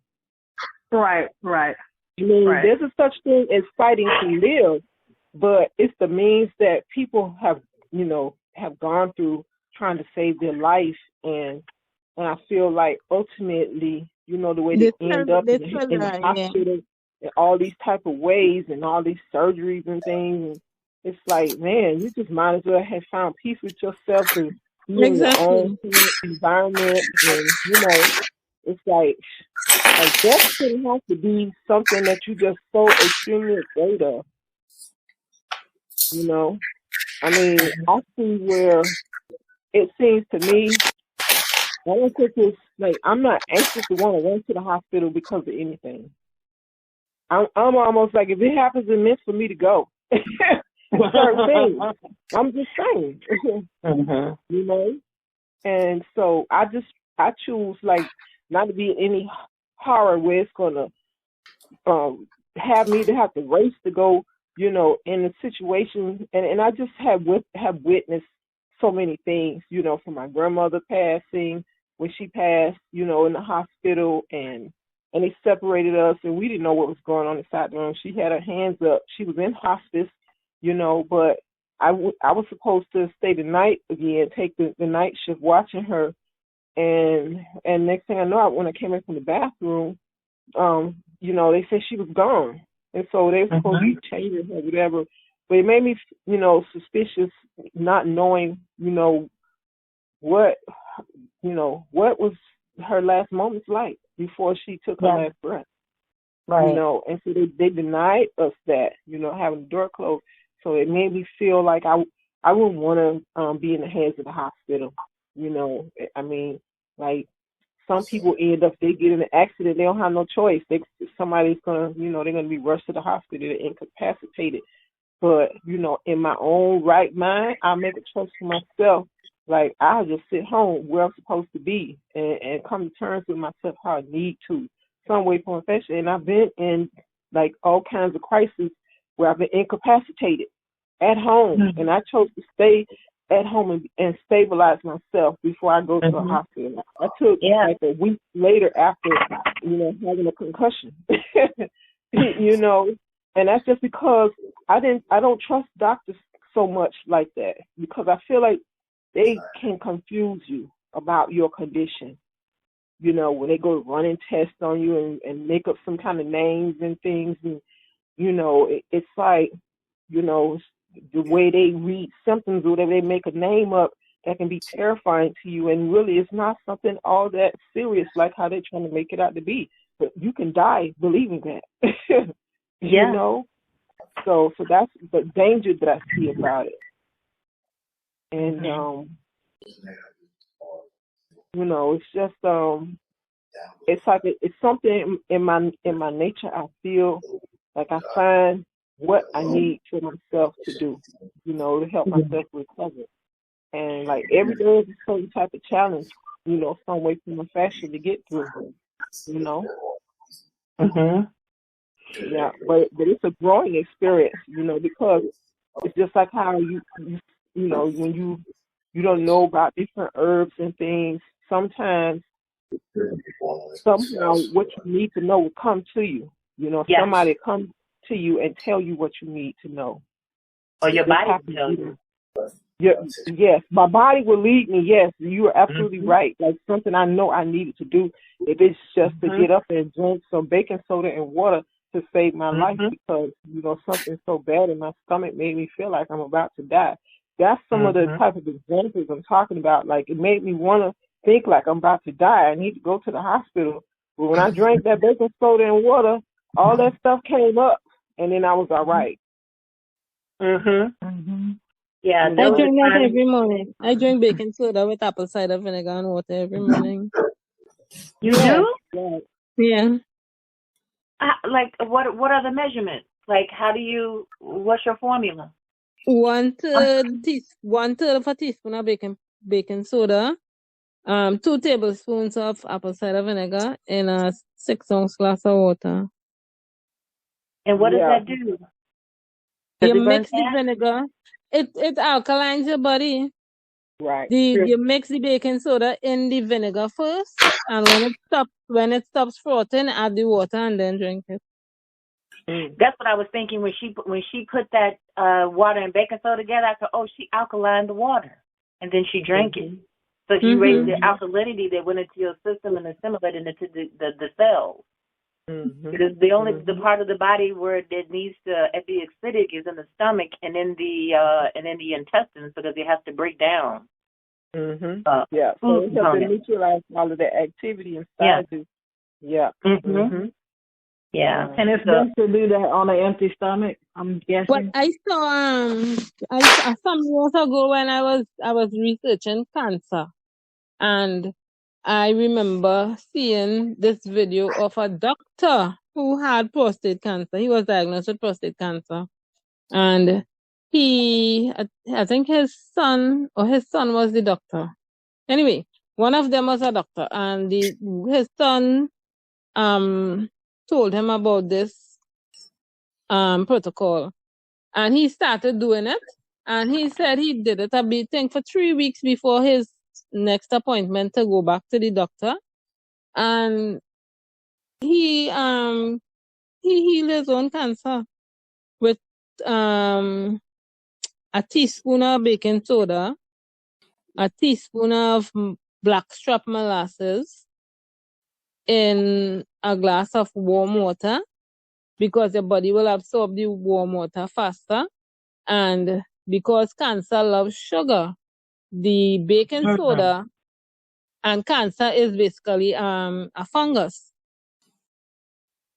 The baking soda will kill the cancer, but the cancer will not eat up the baking soda. So you'll add the baking soda to the molasses, and since the molasses is slightly sweet, the cancer will eat up the molasses, and then in turn it will eat up the baking soda, and then the baking soda will.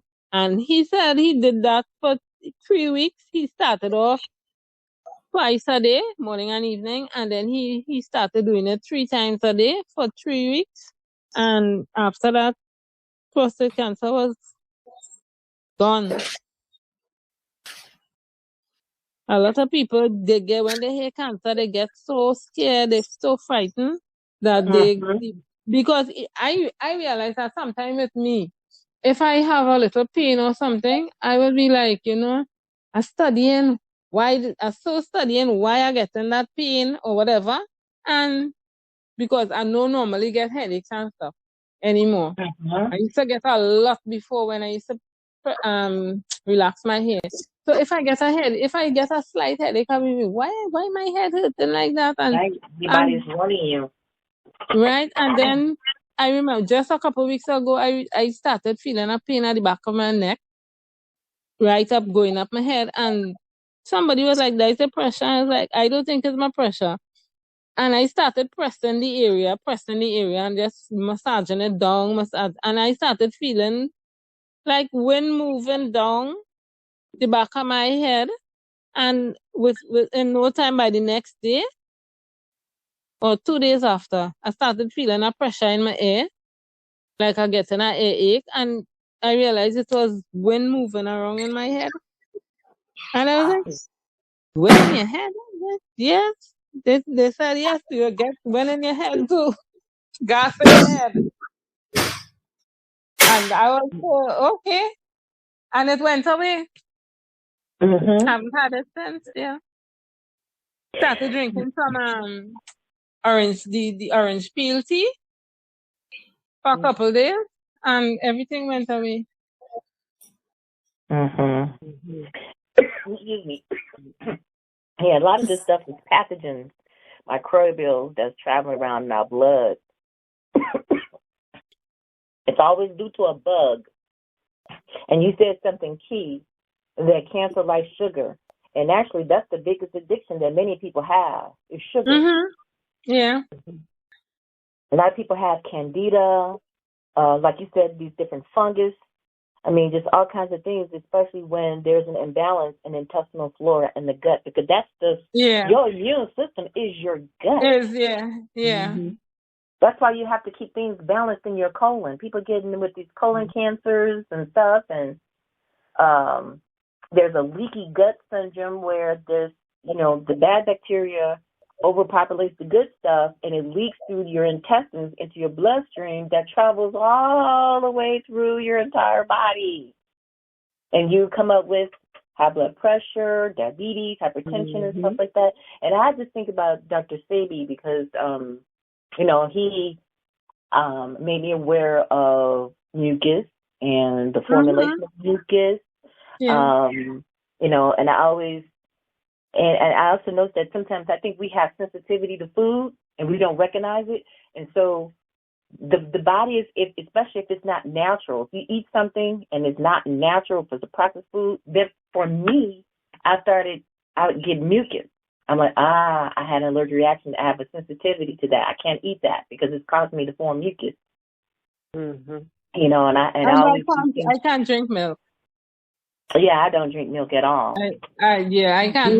I started years ago. I started using the almond milk, and then I stopped. But my issue is carbs. I just got to stay away from all the carbs. But we have to get back to thinking and being scientists again. That we understand the chemistry and the combination of foods that we're putting into our body. Because my spirit is telling me, as a vegan, I buy some of the meat substitute products. My mind is telling me to get away from that. Yeah, because it's still processed. It's still processed. My mind is telling me my mind started telling me to get rid of. I very seldom eat out. When we do eat out, we go to specific vegan spots like Soul Vegetarian here in Chicago. We'll get our food there or other vegan places that we know they have the hygiene, sanitary practices that we have in our own home. And they keep that up. So, but most of the time I'm preparing food and I enjoy being in the kitchen. I love it. And me and my guys, we have a competition. Huh? No, I was just saying food made by your own hands. It's the best energy. Yeah. Because my kitchen is my laboratory of healing. I'm the doctor. I'm in the kitchen, and I'm putting together formulas that's going to heal. Anybody eat my food, I want it to reverse whatever condition that you have and taste good. Doing it.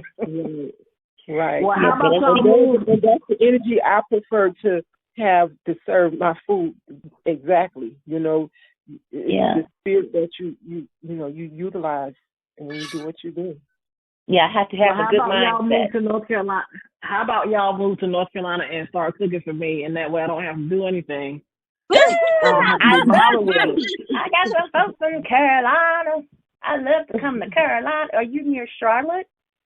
I'm in Raleigh. Oh, Raleigh. Is that the capital? Yes, ma'am. All right. I'm 3 hours. I'm 3 hours from Charlotte. So. Oh, you are? Okay. A sister friend of mine called me recently, and she lives in Charlotte, North Carolina. I'd love to go there. There's a lot of history there. Oh, a lot of history in the Carolinas. But y'all.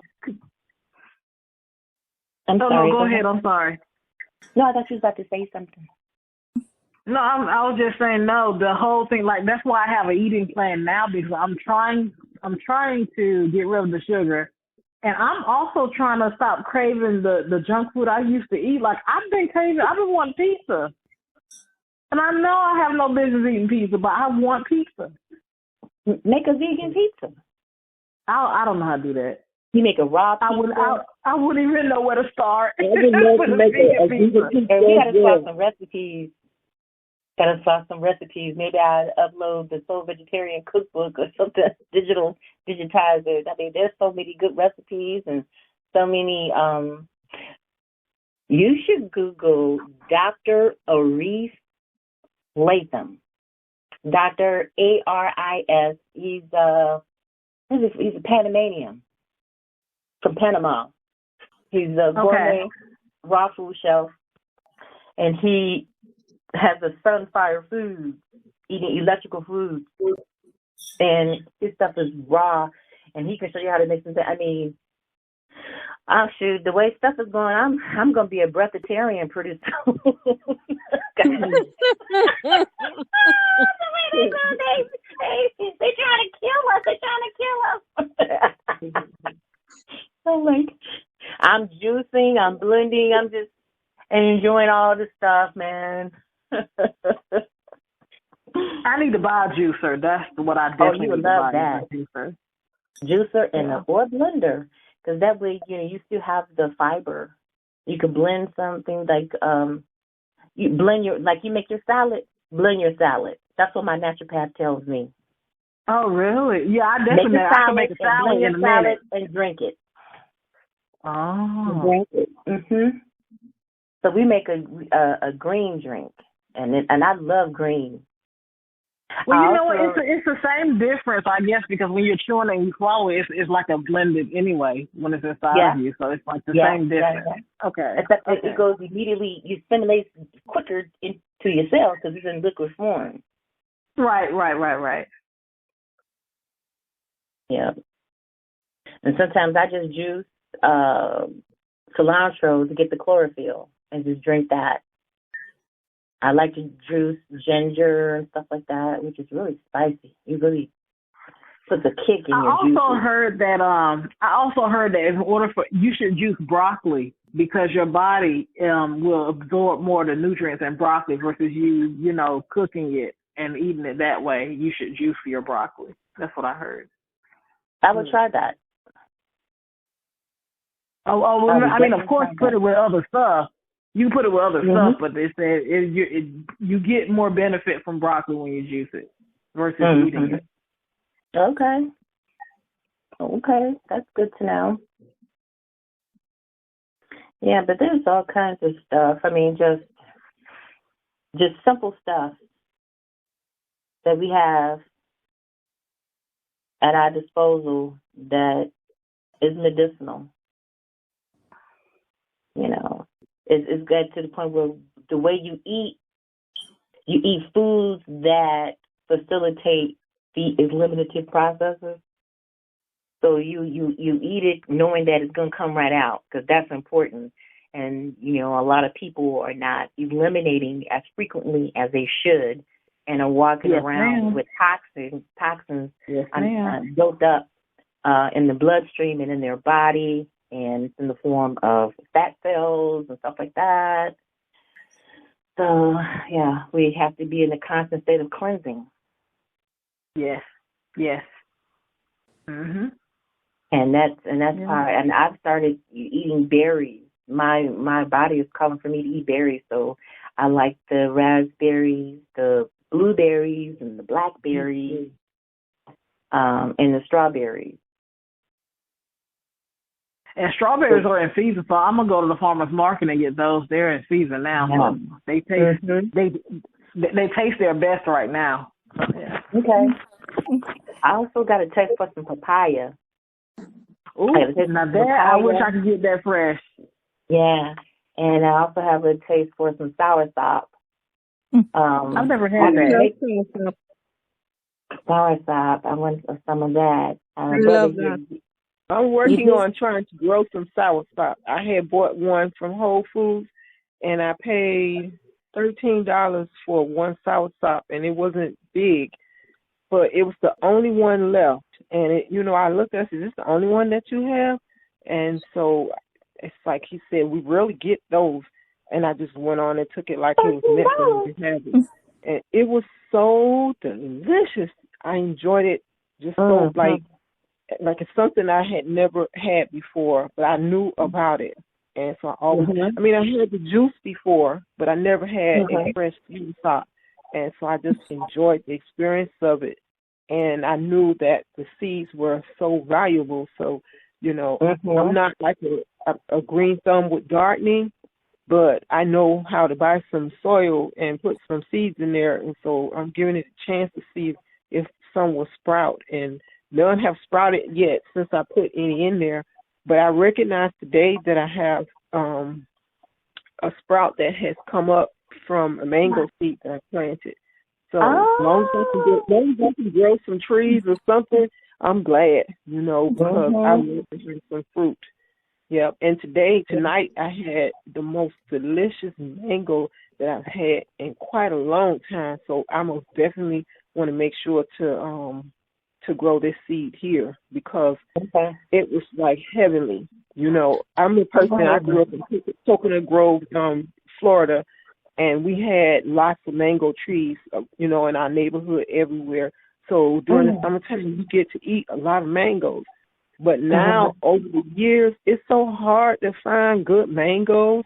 You go to the grocery store, they don't taste like anything, you know. And I'm not around the farmer's market, so it's like I don't really have the luxury to, like, find, like, the nice type of fruits and vegetables unless you go to Whole Foods and one of those kind of places. Sometimes Publix, they may have the little honey mangoes. They're okay.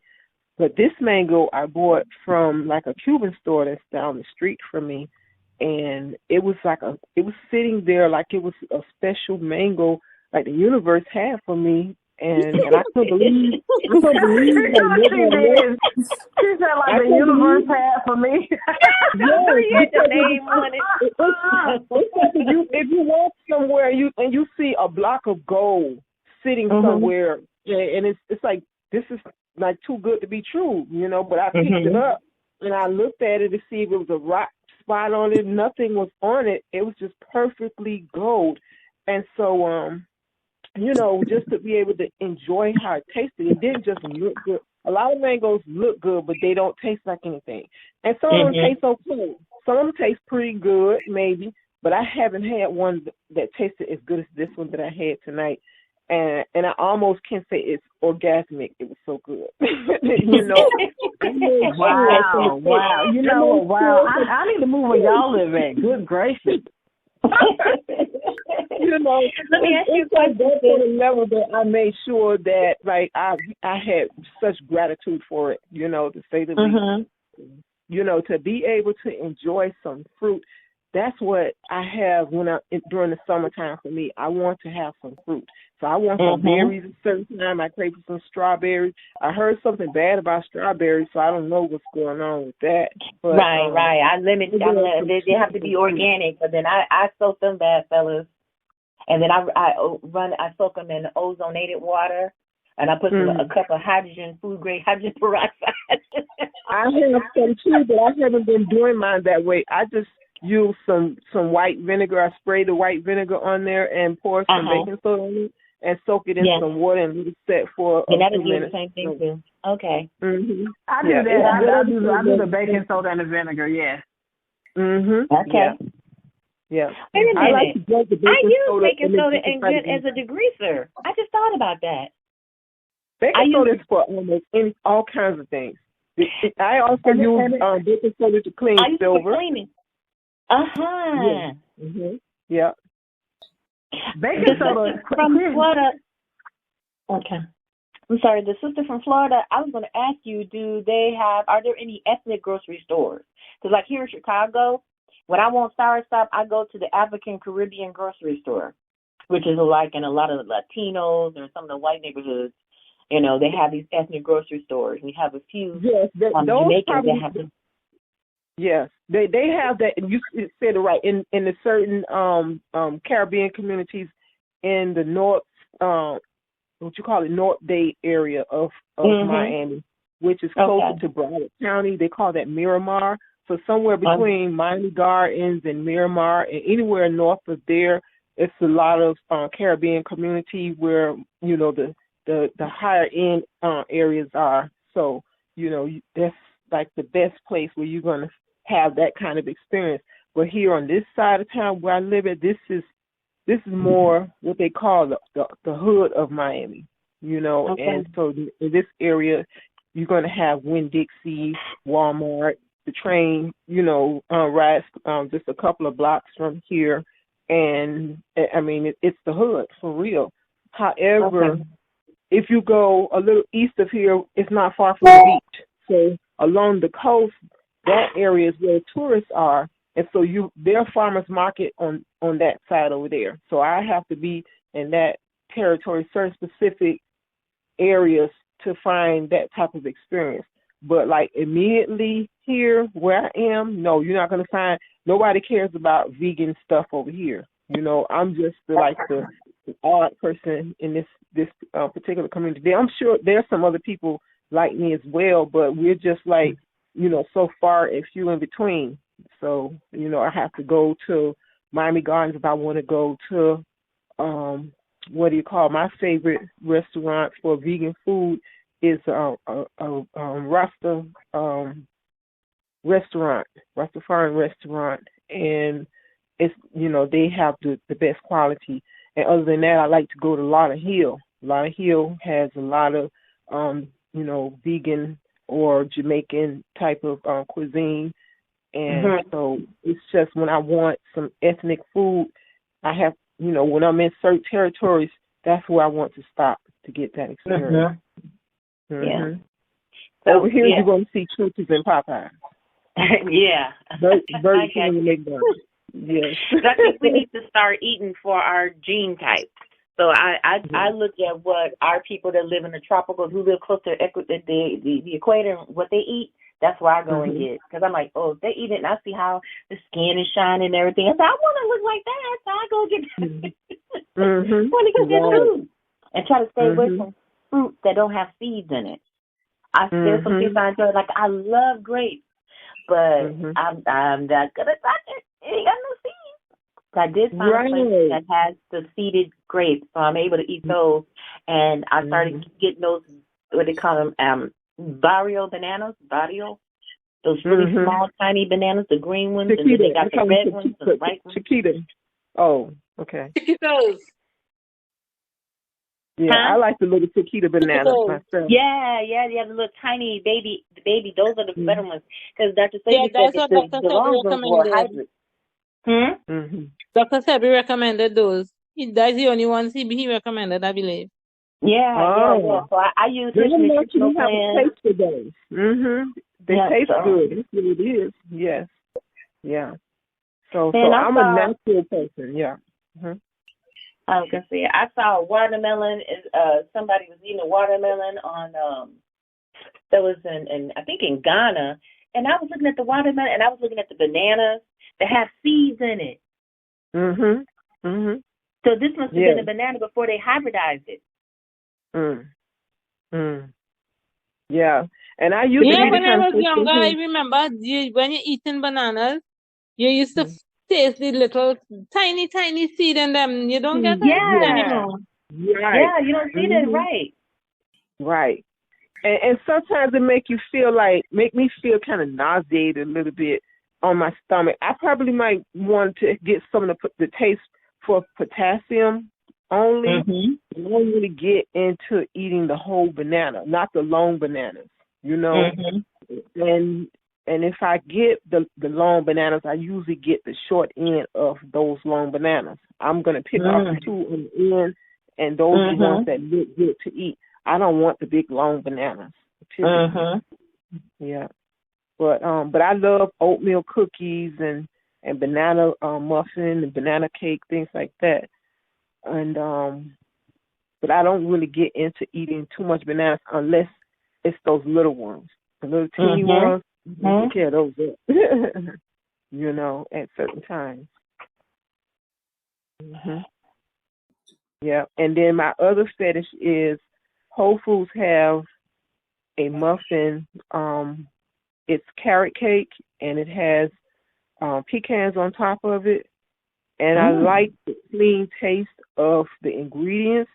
So every time that I go to Whole Foods, I just look for those. I hadn't had any for like some months, and so I think it was in December, I went to the one downtown, and I hadn't eaten all day.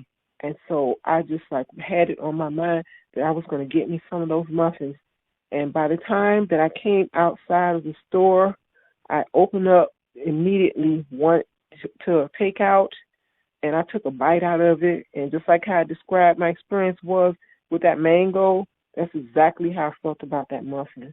And every time I was walking, you know, I was downtown and I was walking towards the metro rail, and like if someone had a camera on me, I tell you, it probably would have been something for them to see, to observe how this woman just enjoyed that muffin so bad. I should have been a top-selling commercial for them. You know, sugar is more addictive than Coke, right?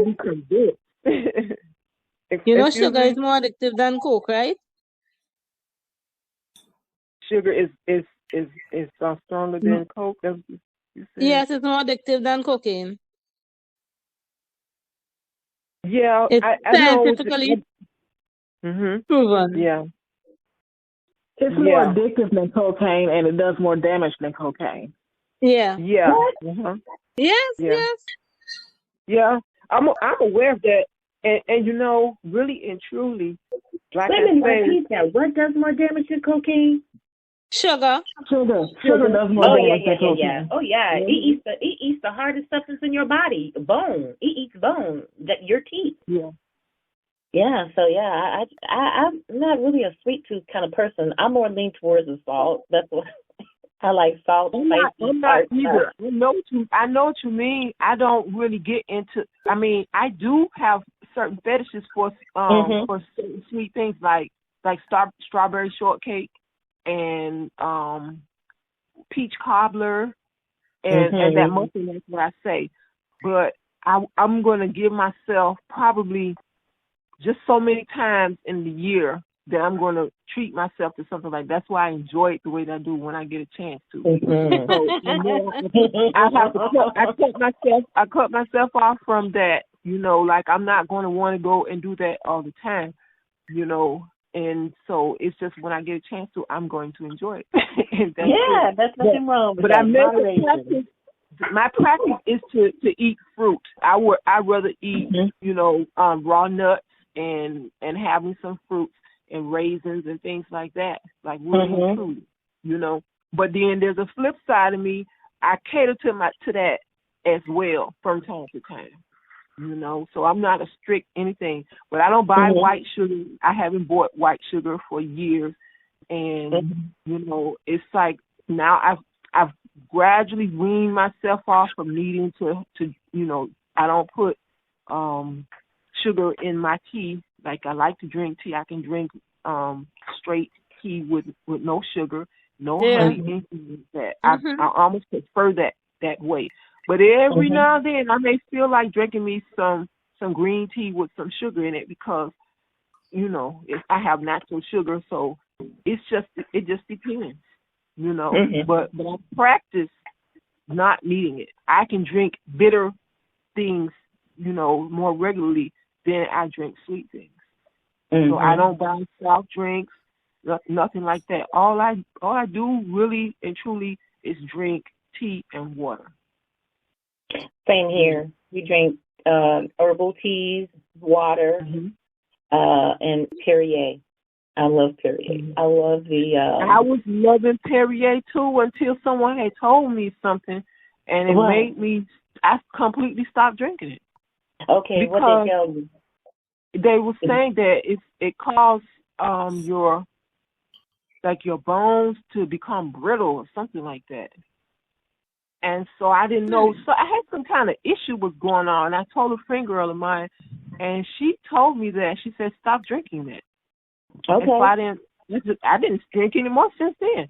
But I haven't had that issue anymore with my hands. I was feeling a certain pain that was going on through my fingers, my phalanges, and you know, I'm not saying it was because of that, but I just had stopped. Period. So if somebody tell me something, but I love Perrier water. I like that. I hope it's naturally carbonated because that's the only thing. You know, we like the different flavors.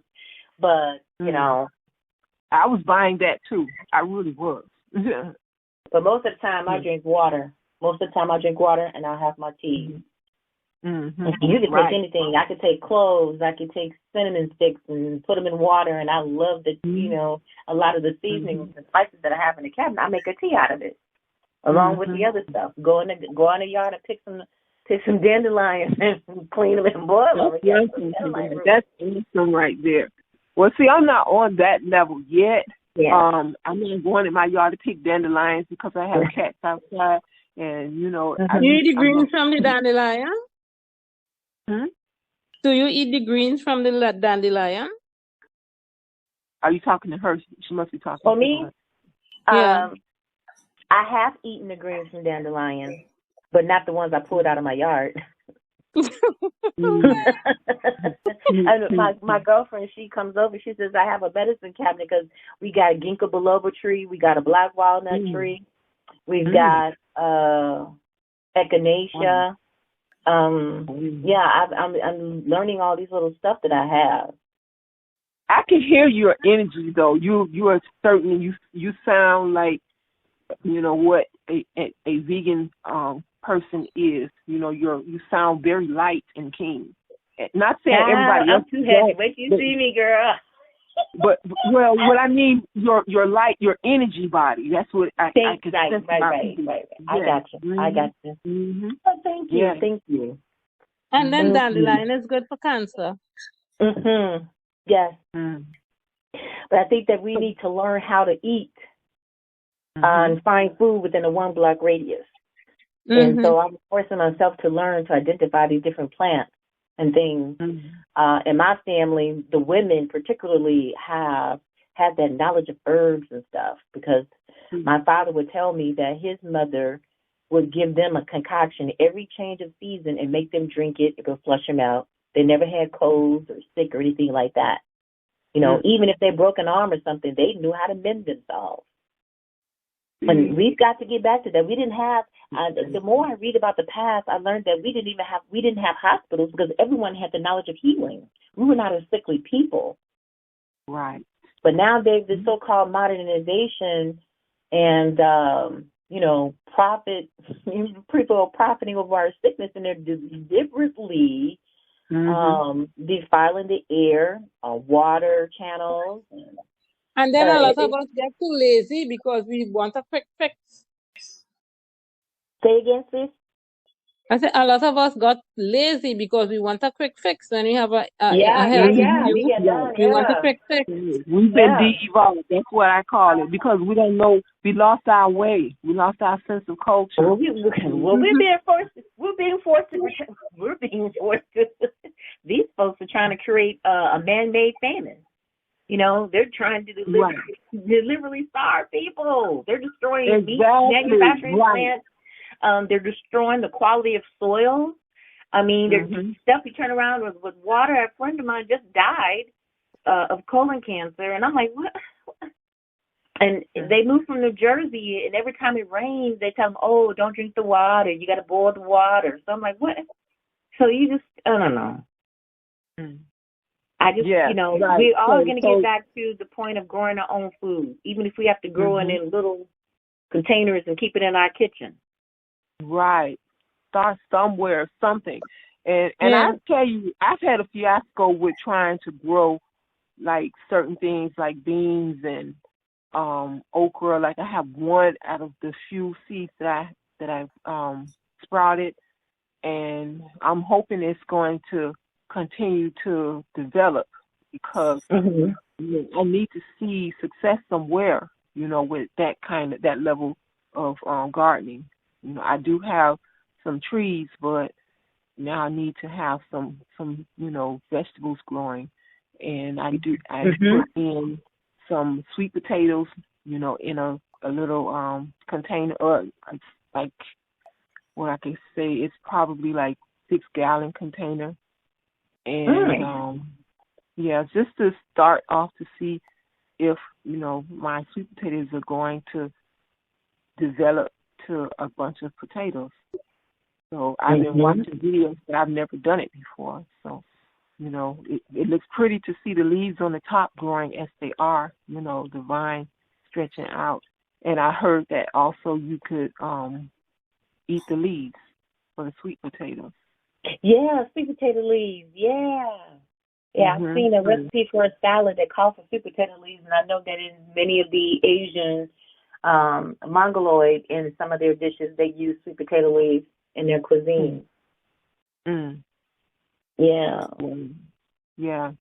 So I'm encouraged to have anything. I don't care what it is, to have some potatoes and to have sweet potatoes. That's my favorite right there. I think that I can live on sweet potatoes. Or these people, they disseminate information. Say, oh, this is bad for you. This is bad for you. Oh, this is good for you. And the way they come out with all these different things, it's like, man, you're not going to be able to eat anything because they keep finding all this stuff. And that's because they're the ones that are doing stuff to this food. But you can't trust outsiders with food security, because these people are clowning. They're tearing down trees, and they're planting male trees. So the male trees are not producing any fruit. So it was like, I remember here in Chicago around the Museum of Science and Industry, I had to ride my bike around that path to go towards the lakefront.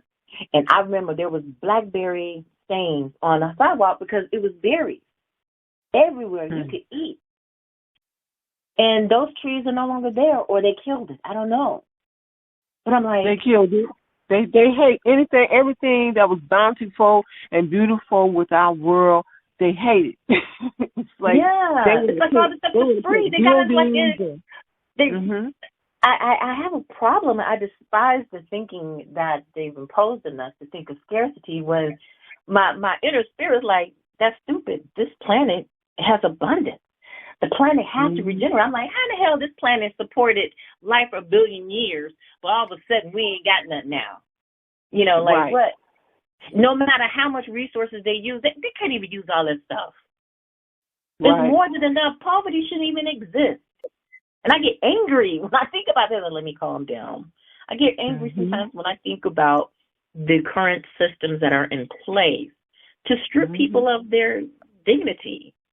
To keep us at a state of poverty when this is all contrived and controlled. That's why I don't pay attention to about, the inflation, but they're controlling it. Yes. So when you go through symptoms of your anger and frustration and humiliation, and you talk to one of them about it, and they say, well, you know, we're gonna we can give you a prescription for being bipolar or whatever type of, you know, mental illness they, you know, conjure up to label you with, as opposed they to are the mental illness. They are the virus. Get rid of this. Everything will go back into balance. They create the issue, and then they put labels on you when you respond to it a certain type of way. Like, you know, you put fire to me, I'm going to scream. You know, I'm going to be Yeah, sit down. It's just amazing how we've survived in cohabitating in same spaces with these psychopathic people. These people are crazy, violent, sociopaths, and we've lived next to them. We grew up in intimate spaces with these people, and we still survive. Now I know why we had the church. The church, because that was our therapy. Our therapy, when we go to church and we congregate together, and because what we do naturally is we generate forces. So when we congregate together, it's going to be some heat. If something's going to happen when we congregate together, but that was our therapy. We didn't have to go to Dr. Phil because we went to that church, and it was just the ability to fellowship with your fellow man. That was therapeutic for us.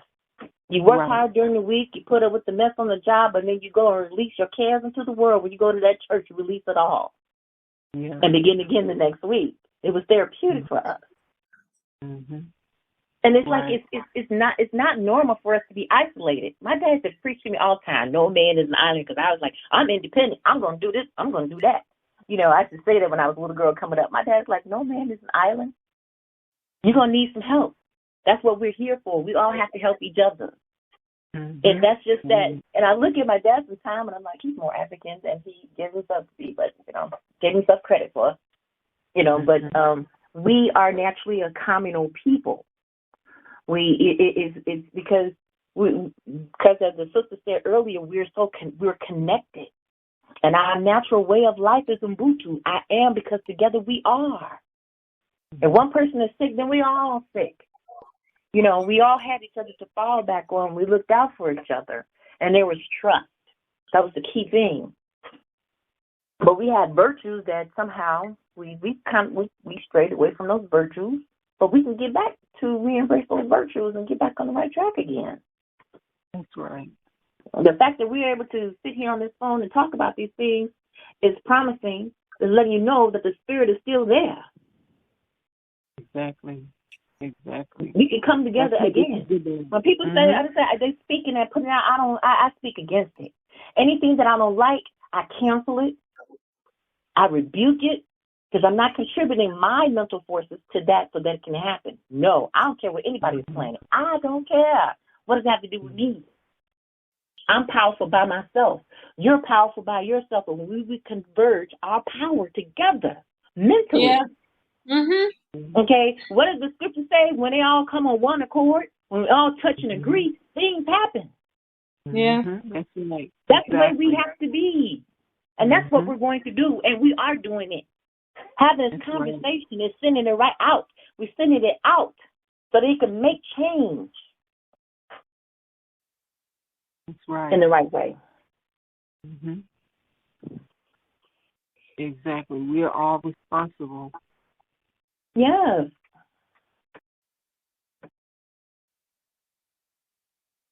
I like being upright. I like goodness. I like righteousness. I appreciate it. I embrace it. Like it's all twisted in the head. That being kind is weak. No, it's not. I was working with a gentleman just doing a project. There's this guy, he's an Irish fellow, but he grew up in New York, very aggressive, talks really fast, very smart with numbers. And he was telling me that I was not aggressive. That I need to be aggressive. And just looked at this crazy fool. Trying his tactics, he got shut down. I tried my tactics, and I was able to get the job done. But that's in their nature. They got to be aggressive. They think they have to. Everything is about war. Everything they tackle is based on war. Business is about war. The boardroom is the war room. They're discussing strategies to take over, mergers and acquisitions. I'm taking your company. It's supposed to be free enterprise. I'm going to minimize the competition because that's going to take away from my profit, my revenue. It's war. And that same mentality, we adopted that. Dog eat dog. I got to get one up on you. I got to deceive and trick you so that I can have the upper hand. I'm going to exploit the disadvantages that you have. That mentality must be shut out, shut down, eradicated.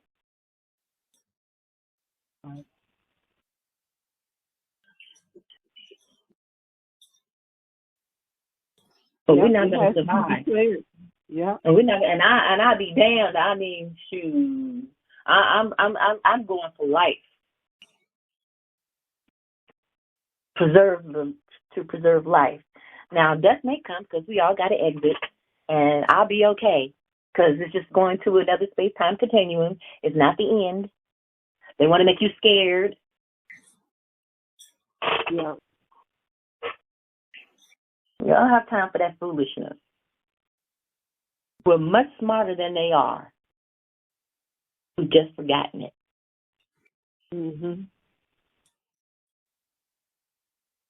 Yeah, that's what happened in everything. It seemed like the mode was to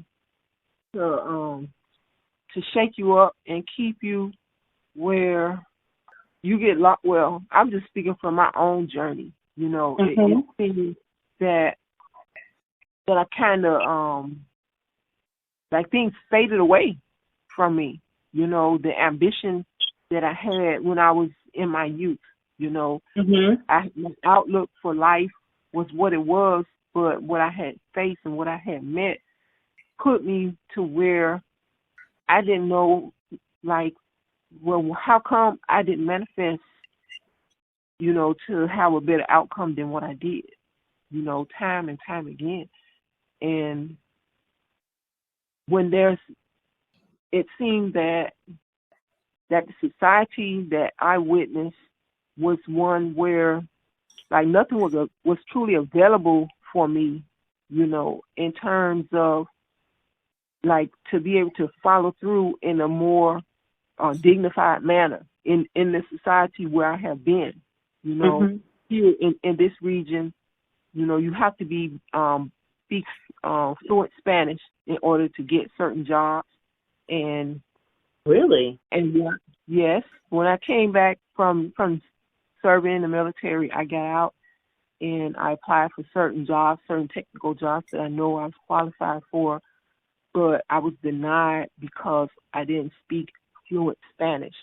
But here in South Florida, you go into places and people don't speak English. Like, they have jobs to serve you, but they don't speak English. so you have to speak Spanish here. And so everything has been, people don't recognize what happened in Florida. Florida came. No, because I didn't know that. Yeah, Florida came to be a place where, like, we're second-class citizens. Black people are second-class citizens, or third-class, maybe, you know, and because who took over in the politics run here. So they made the rules where they could, you know, dictate for themselves to be an advantage. And that's how it's been. So the police, the politicians, and so look at what they're saying. Like, well, we don't need Black history, so, you know, we won't be teaching that to our students anymore.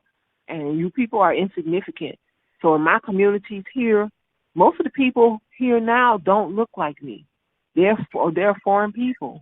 And these people, like, when you know, I walk to the corner, I walk past these people, it's like we're not the same people at all.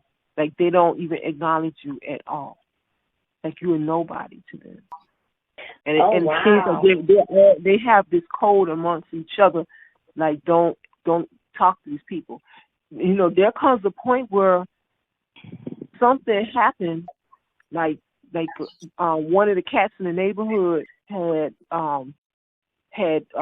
gotten hold of the little bird that they had outside. You know, there's a house that's like 2 doors down from me, and so, you know, they're these, I don't know what people they are. They're not Cuban, they're something else.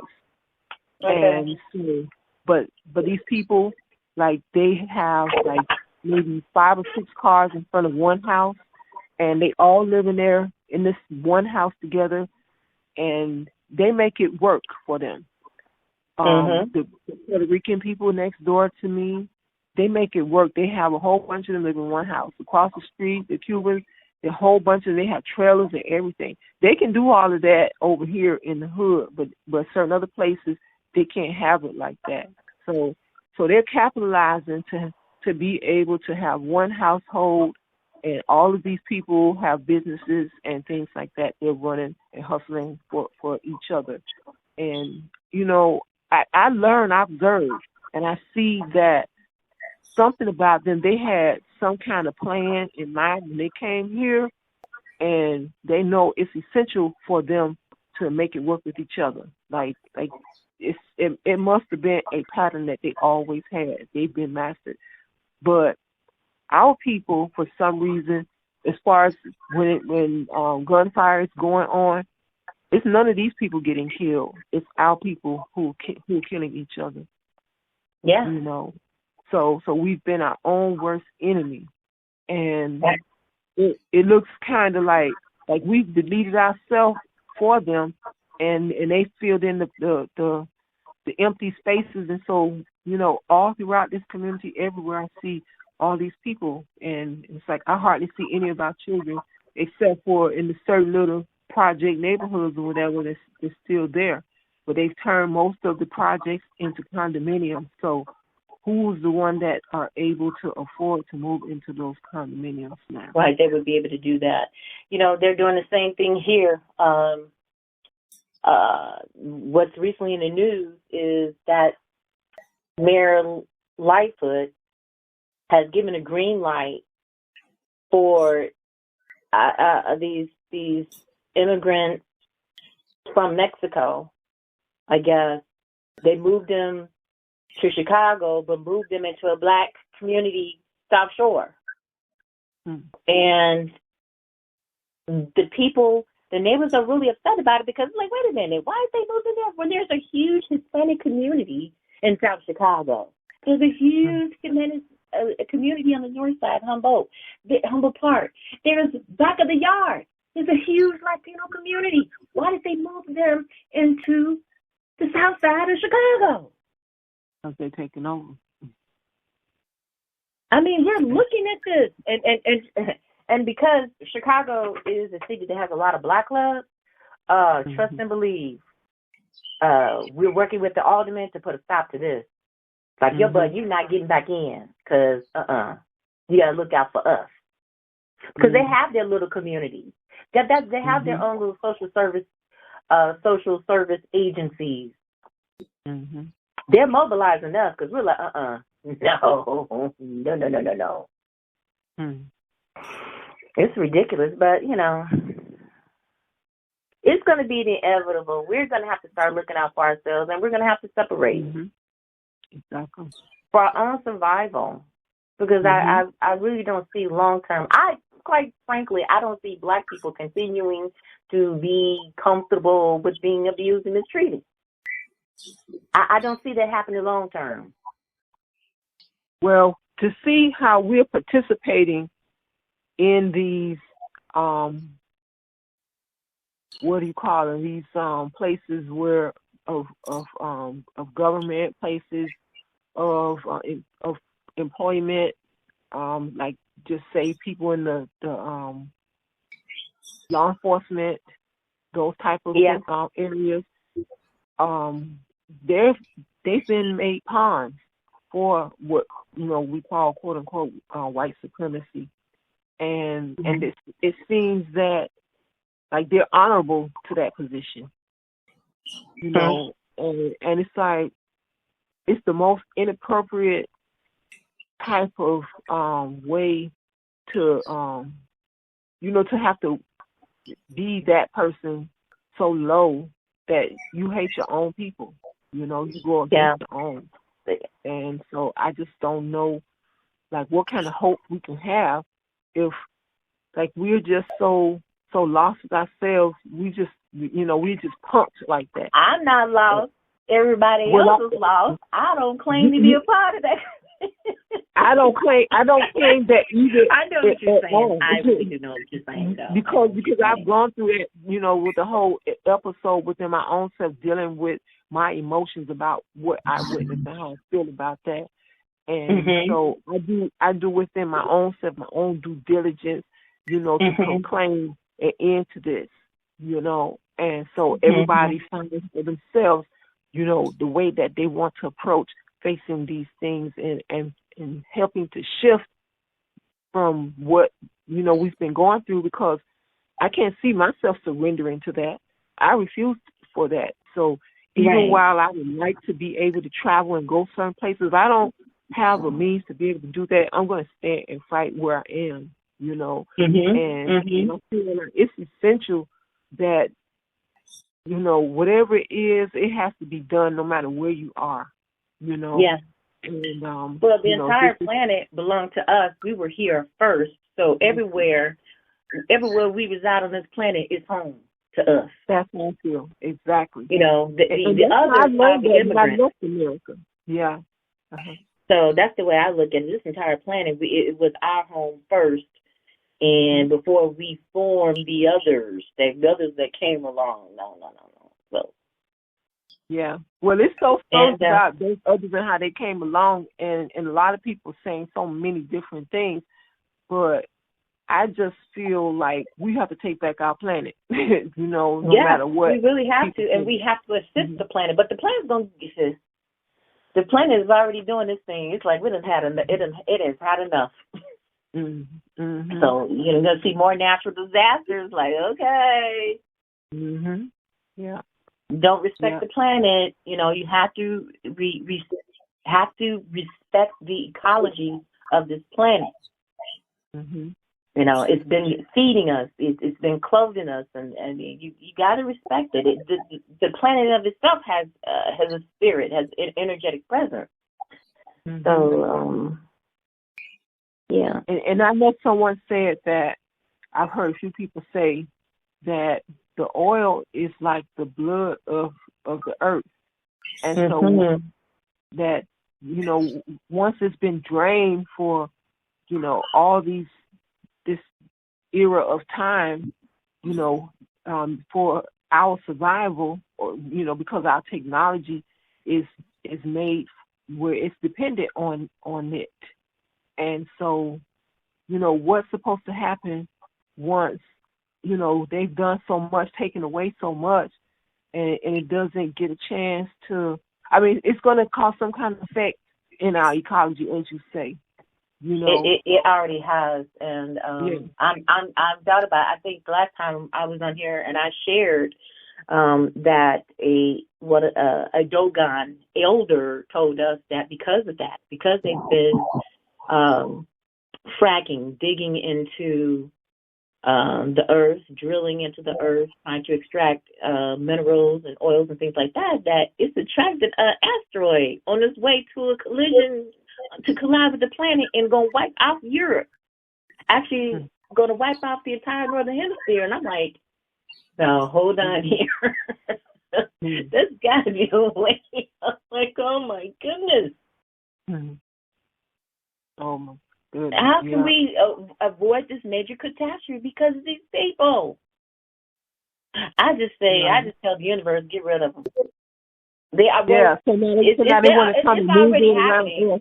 It's already happened. That's why they're trying to intervene with their technology to try to increase their longevity. But that's it. It's over.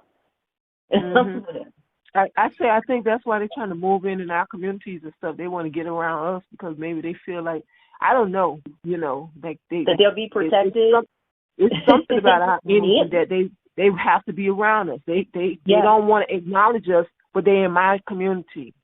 They moved over here where we are. So they can look at us like we're nothing. They don't have to give us any kind of acknowledgement. That's what they think of themselves. And the way we've been portrayed through the media, so when these people come over here, it's like it's already in their mind, the way that America has treated us, like they don't have to acknowledge us. They're under that program. That may be so. But your frequencies, the energies that you resonate have to be strong so that when they're in your presence, they know who you are. They sure do. Yes, they do. I had a boss to tell me one time, he's my CIO, and I worked in technology, and I was an IT manager at the time, and he came into my office, he said, so what's on your superior mind today? Out of the blue. And I was like, huh? I was like, what made him say that to me? What's on your superior mind today? Truth just came out like that. See, they can pick up things about us too, and especially if you're a competent person, you could be so competent that you make them feel less of themselves. They're uncomfortable, and then their inferiority complex kick in. I had an employee evaluation from a previous boss who was a programmer. I was in the IT department, and he mentioned in my evaluation, he said that I needed to lighten up. I was too professional that it caused other people to change their behavior around me, including him, to the point that his boss, the VP, said, who is the boss, you or her? Because I carried myself with confidence and I spoke with confidence, and because I'm competent in doing my job. And it was imperative for me to be professional. I'm in the sea of white faces, and I'm the only one. And I'm frequently in environments where I'm the only black person, the only female around these white males. And they have egos. And they like to sit around and tell their racial jokes. They like to sit around and tell their sexual jokes. I don't participate in that. And yes, I do look at them beneath me. Yes. So whatever they were picking up from my energy, you're damn right. You came from me, not the other way around. Yes, because you know who you are. And so that's the whole thing about it. That's why I think I had a dream. I mean, the reason why I had a dream, I saw Donald Trump in my dream, and he landed his helicopter. Yes, this was I think it was before. Was it? Let me see. How long ago I had that dream? Was it before he made the presidency? Oh, really? And before he was inaugurated, somewhere earlier in time, around that time. And in any case, everyone, as far as black people are concerned, are so afraid of him and, have this certain type of, idea of him like, he's some kind of terrorist. And I just like, I knew the energy that my community had when I saw his helicopter coming down. And so, like, all the men, like, they were hiding. You know, they were afraid. And so I came out and I greeted him, and he just had left. It's like it was respect, and that was all. Mhm. And so, you know, I'm not somebody who favored him or anything like that. It's just in the dream, I knew who I was. And so I wasn't, I didn't have any type of intimidation or anything, you know. Even the same as like when I see myself in the dream with the snake, every time I've seen myself in the dream with the snake, I was always going to chop the snake's head off. I was always grabbing a knife to cut his head off, and the snake was trying to get away from me, you know, out the window. You know, the only time I've had a dream of a snake, actually, I call it a serpent, and it was like I had an apparition, like I was awake when I had seen it, and it was a golden. I'm gonna call it a serpent, but you say it's a snake because you know it's just it's the way it moved, but it was a golden snake, and it came down this curtain that, you know, I was sleeping next to, and I just like saw the snake was getting ready to come across me, and I laid in bed and let it come across my stomach, and I just held still as it traveled across me, and I didn't move. And like, it's just like it was a real thing that had happened. And so I just remember that. I just say I dreamed that, but you know, it was interesting that I had seen that. So that was a different type of experience for me, you know, for some reason that I identified with that snake. You know, you know that snakes also represent wisdom. Yes, I was going to say that. So when I dreamed a snake, it was like a black snake that I was killing. Like I know that was my enemy, but this was something like a spiritual type of, you know, existence to me. Yeah, I noticed that when our ancestors, they have like, have you ever heard of a totem? Have you ever heard of that? A totem. Every person has a totem. And it is said that. Totem. Say it again. The animal totem. Because one thing I noticed is that the symbolism of animals is something. There's an attribute or a trait about the animal that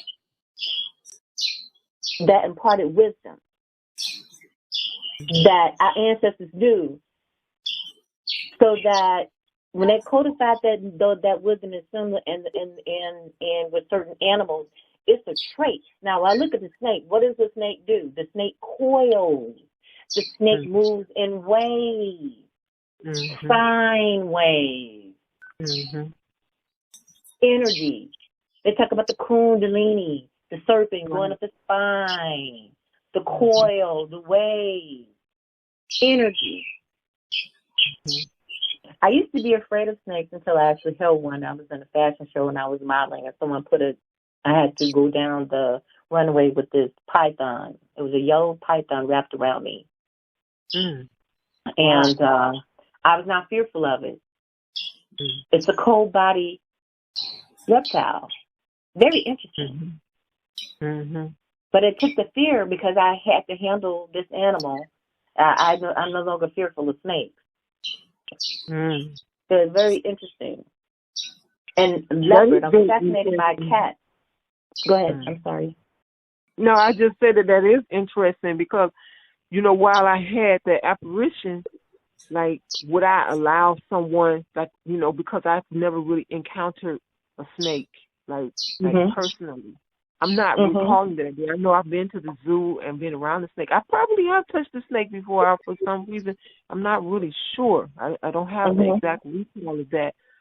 But I'm not really so much the kind of person. I didn't grow up liking snakes. You know, I didn't grow up liking cats either. but I'm the cat woman in my neighborhood because I feed the cats. And so I just had just something happen, you know, that I I observed to take care of them, and it seems that they expect that every day. And so I didn't know that I would be the kind of person that I am. You know, just somehow I found my way to, you know, be somebody who, like, every day I have to make sure that I feed them. But I don't live with them, you know, they don't live in sin with me. But I love them. I love to see them. I love to observe them, you know, like they need to get from me. And but I would love that I, you know, I see people who have their cats and inside with them, you know, I kind of wish I could be like that, but not here. Not here. Now they shed hair and everything. Yeah. Right. It's a bit much, so I try to keep it simple for myself. Right. and really and truly, you know, I'm a nature type of person, but you know, I'm just to so many degrees. So as far as like somebody who's going to be that fascinated to have snakes around me real close, I'm probably not interested in that. You know, but I find them I'm fascinated by all nature. You know, spiders. Yeah. And I've been bitten by a spider in my dream. So some also probably. Unseen the spider. Okay. Yeah. Well, over here we've got wild animal kingdom over here. A family of possums, raccoons. I even saw a coyote. Because we got the squirrels are funny. I like watching the squirrels. These animals they're just so smart. We've got cardinals, a few different, a woodpecker.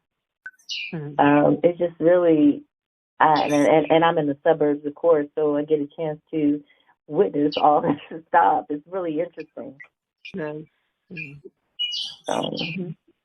I'm a country girl at heart because every summer I was in the rural part. I was in the South.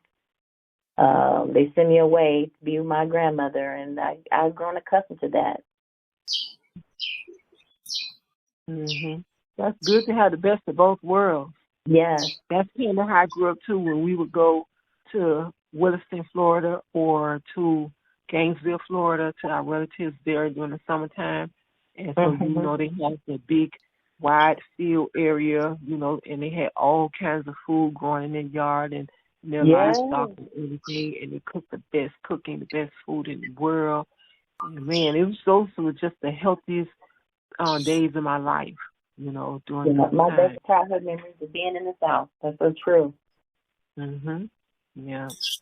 Is someone else on here that everybody like fall off? I hear birds. I hear birds. Someone has a pet parakeet or something. Oh, okay. Yeah. I don't know. I'm just asking. I think Brother Lance is still on, but he's just on mute. Oh, okay. Yeah. Because at first I was kind of like muted as well, and then certain things had spawned me to say something. So I just like I really enjoyed I've enjoyed the conversations with the ladies on here. A couple of Jamaican sisters, they were on the line earlier, and I also learned some things. So I'm actually going to try that. I'm going to try that. I have to write it down. She said she put some water, apple cider vinegar, and baking soda. Yes, you say a third teaspoon of baking soda. I do the same thing when I wake up in the morning. The only thing is I don't mix it in water or anything.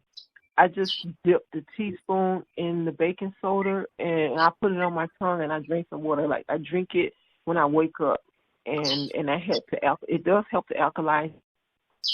Really? I need something I need to drink at night too, so I can burn the fat while I'm asleep.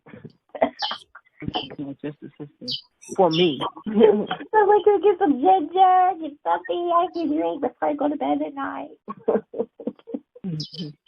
Yeah, and the apple cider vinegar, that's like, you know, a probiotic for your stomach. So, you know, that's good also. I like that. I'll try that. That apple cider vinegar has so many benefits I see. Right. So that's really what why I value. Normally, I'm watching YouTube videos that give the same type of energy that everyone on here shares, and only then I get a chance to have some verbal input, you know, with someone. But typically, I'm just listening. So, you know, this is very interesting to me, you know, to be able to correspond as we are. Yes, I enjoy it too. I haven't been on here in a minute because I've been dealing with real life issues, and went online today and saw that there was a live going on. That Lance, you know, had a live, and I thought, oh, and then I saw he flashed up the conference line number. I thought, okay, I'm gonna make sure I get on the conference line today. Yeah, I missed the video today. I didn't see the video, but something just told me check and see anyway. Yeah, I think that he was talking about today when I came on. He was talking about the LGBT, okay, or something related to that earlier. Yeah. So anyway, well, I just know that if they add a new sexuality, it should be the ALGBTQ society or whatever you call them, because I consider myself to be asexual. You know, asexual is just being to myself. Oh, okay. I was like, what? I was like, what does the A stand for? Asexual is being to yourself, honey. I do know of a sister who's asexual. She stays to herself, and we've had some interesting conversations. She teaches science, and she also had a radio station program that she was doing over at University of Chicago. We've had some interesting discussions. Wow. Yeah. So hey, I understand in this day and time, it's better to probably be yourself if you're not involved in a healthy relationship, of course. Well, a healthy relationship, really and truly, is a wholesome relationship with yourself first. You know? True. Right. That is true. It starts with you, and you attract that person that, hey, it just enhances. Right, exactly. Your soulmate or whatever. Yep. Yeah. That's true. That's really the key, is developing the relationship with ourselves. Sometimes we lose sight of that because we're so busy taking care and addressing the needs of other people that we forget numero uno. And everybody, like, really, they see the model of what it means to, like, you know, okay, you're a child, and then, you know, you want to adopt the pattern to have a family. You know, typically, some people know from the beginning that they don't want children. And it's something that is in them that made them feel like they wouldn't want to, you know, have to have that responsibility or whatever. And that's fine. But I think that typically people, they grow up expecting to have a partner in life. And it's, you know, supposed to be a lifelong partnership.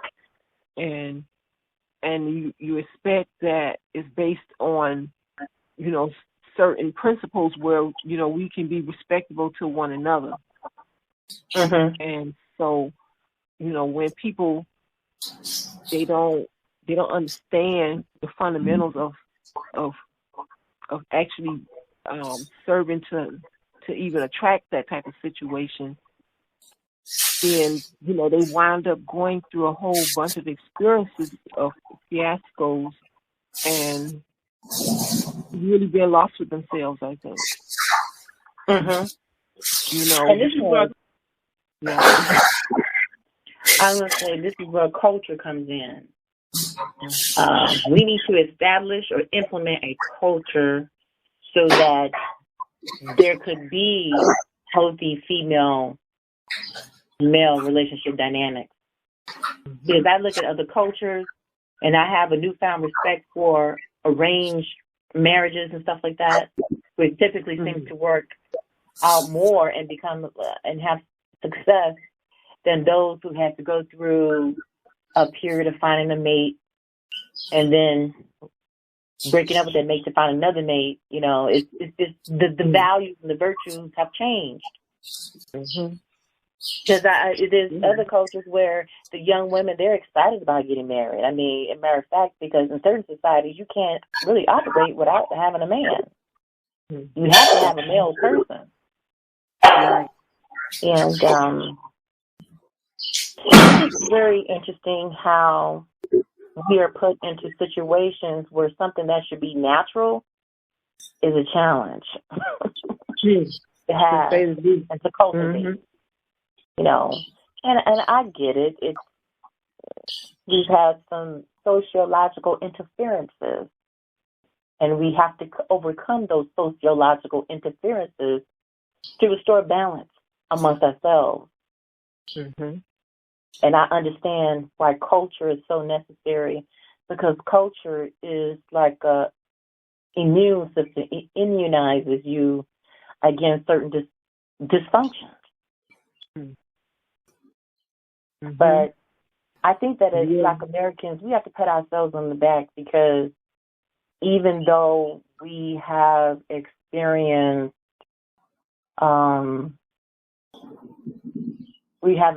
things that have torn our families apart, whether that was because of domestic violence and drugs and rape and Jim Crow and all this slavery. And, I mean, where we went through some heinous stuff. Right. Sex farms where they had mothers mating with the sons, and a man mating with all kinds of different women. And it just, this very unhealthy, I mean, it's total insanity that we dealt with, and we've come through that. And still have a mind of having a family still after going through all that stuff. I think the residue of that stuff still remains. Yeah, unfortunately, a residue because of those things still remain. But yet we still rise, and we still show a semblance of resilience. Right. To be able to do that. And so and also to the point where even if you didn't have that amongst your own blood family, the universe will put somebody else in place to be your sister, to be your brother, to be your father, to be your mother. So it still works out. It does. And sometimes your friends and your loved ones are more family to you than the ones who are blood related. That's right. It just so happens to be, and it seems unfortunate that people are in those kind of categories, you know. And I know someone who, you know, they had that experience with their father. You know, it's like, I know these kind of things go on with people, but when you know someone personally who tell you that, you know, something happened with them and their own father. And when I think about, you know, the relationship I had with my father, you know, I'm just so grateful for, you know, the divine masculine that he represented, you know, because it's like, it's so essential for us to have that. Like if you did not, some people don't have their father at all. They don't have, you know, they don't know who that person was. So they didn't have that kind of detriment. But to have a father, and then they, you know, had something that was going on within them where, you know, they lost themselves like that, you know, that's, you know, how do people evolve having that, that memory. Certain things of all kinds of things happen with people, in their life. And, me personally, I know how certain things affect me. And it wasn't a certain type of things what other people had. And I could imagine, I don't know who I would be, if something like that had been the case for me. So I'm always aware, like, things could have been worse, And so, And so with so many people going through things, you never know where someone has come from, what the child is going through when they go to school. You don't know what's going on in their household, and why they act the way that they do, And so I feel the pain of so many things, so many situations. Like a few years ago, I was having chest pain. I'm not the type of person who was suspecting like I had some kind of heart problems or anything like that. But what I knew was I had some kind of attachment that was pulling on me. And my mind told me that it was an ancestral pain. And the pain had made me have to come to terms with it, because for months I was feeling this kind of way. And I wasn't understanding it until I really came to terms with that pain. And when I had done that, I really felt in a certain kind of way. I had to bring myself to the place where I had to cry the way that I did. But when I was able to come to terms with let that go, like wherever it was something was building up in me. Like, since then, I had been freed from that, And I want to always remember where I was once upon a time dealing with that, and like it took a tremendous type of work for me to come out of that state. A lot of people, they'll go to the doctor and want the doctor to find, well, what's causing me to feel this pain right here? And they go dig in and they go do, and they're never going to find it. No. Because they can't tell you what you really need to know for yourself.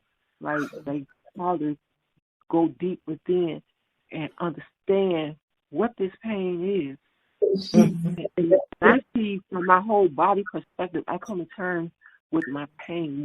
This is why I say, I speak about being asexual. It's not about sexual or anything, but really like becoming a person that understand myself very deeply. People are in relationships with other people, but they don't really understand themselves like they really need to, because you oftentimes when you're committed to someone else, it's like you're putting a lot of energy into serving them. Coming to terms with helping them to help themselves. Because it seems that oftentimes the energy that you need to be putting into your own self, you're serving someone else with and neglecting yourself. The sister who was on, we were having a discussion about this last night, and so it's like oftentimes people have to stop and see this is what they're doing in order to, make the proper assessment for themselves and start treating themselves the way that they need to treat themselves. Yeah. That's so true. That's so important. And I think, now I ain't going to say I think, I know that if every individual took the time to do the self-work, we'd be a whole lot better off. There would be a change. Because it's important to know thyself. It's so important to do that. It's really critical. Right. And when I can help to heal myself, I can contribute to someone else helping them to heal themselves. Because if we're all hurt and injured, we can't do nothing to help serve one another. Right. I mean, we barely. Right. Yes. But we also have to overcome our collective pain, because we still hold on to stuff. Other people have dealt with pain, and they've they dealt with, okay, it's a reality, we experience this, okay, it's still time to move on. But for Black Americans in particular, we seem to we want to hold on to it. It's funny about that, though, when we say holding on, because is that a psychosis to hold on to pain? Like, what or makes is it that we're constantly being that triggered? I think yes. I think that we're holding on to it because there are things that are happening in society that trigger those memories. Yes, you're being haunted by the past, right? And I see that happening with myself. I really sit to myself. Yeah. Yeah. Because it's not my intention to hold on to that. I know it's important to let go, but I see certain things can come up, it arise to take me back and relive it. Yeah. That's the part. Yeah. But as I see myself looking and facing it, you know, seeing it for what it is, and I might have to wrestle with myself, dealing with it, and I have to be patient with myself, you know, because while I would like to be able to just say I'm just going to shake it all off and I can take this certain ritual bath and whatever, all these type of things and so forth, write, you know, in my journal, and I come a long ways with myself. But then I can get down the line and something can show me, like, you know, you're right back to the drawing board. And it's like, how can that be? All this work I've done. Well, keep on doing it because that's what it's about. Each of us having our own individual journey. Yeah. Because each of us are stars. We are a star. Exactly. Substance of the universe, I think. Yeah, we have to reclaim our self-autonomy. Right. Become self-guided and self-directed again, which means that we need to lean on our own intuition about things because we have it. And that's one of the things that amazes me. I've talked to different people, and especially some of my brothers and sisters that are in the church, but they have these abilities, the foresight about things, but they won't give themselves credit. They give it to another entity. But it's really them. They don't understand that you're in a spirit, that the fractal side of you, you are the soul and spirit. And so that spirit is going to talk to you and let you know things are really in the background. I don't know who it is. I don't know. But keep speaking. I just let you know that I hear a loud noise. Oh, okay. Yeah, because the background noise, whatever it is kind of drowning us out. So. Yeah. Yeah. Anyway, but I forgot what I was saying because I got.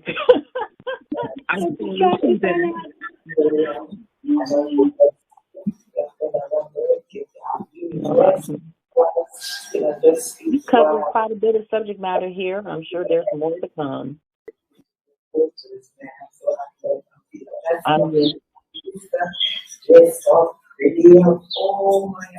Yeah, it sounds like television.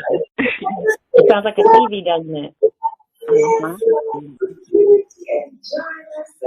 Beautiful breakfast, beautiful birthday. The orchids, I love orchids so much. Oh my God. No, that's somebody talking. Yeah.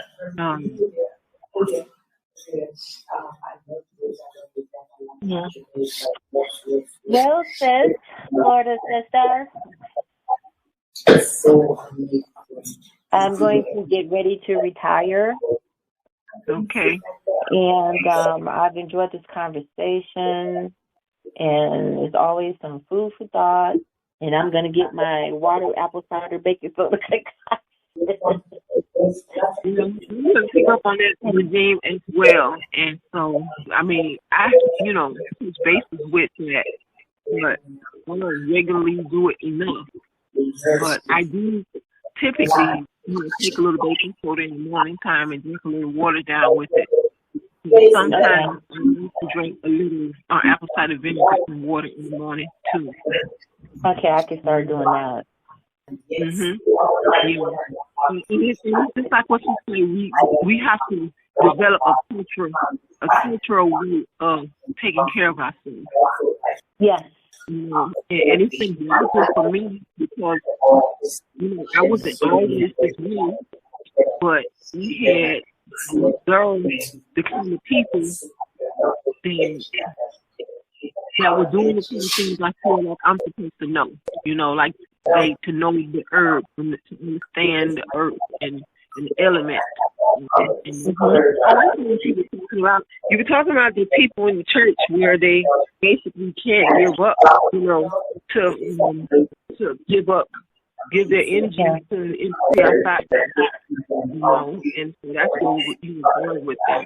And that's what it is where we say, where people not understanding what it is to be God. Like, you know, the scriptures say ye are gods, but yet is more or less wanting to be like sheep, you know, want to be shepherded. I'm sorry, I can't even hear you because the background noise, right, it's kind of making you sound choppy, and I want to hear you, but I'm not able to do that. So I'm going to give it time. I guess that's the time for me to get off. Exactly, and so it's just too much. It goes against the grain too much. So I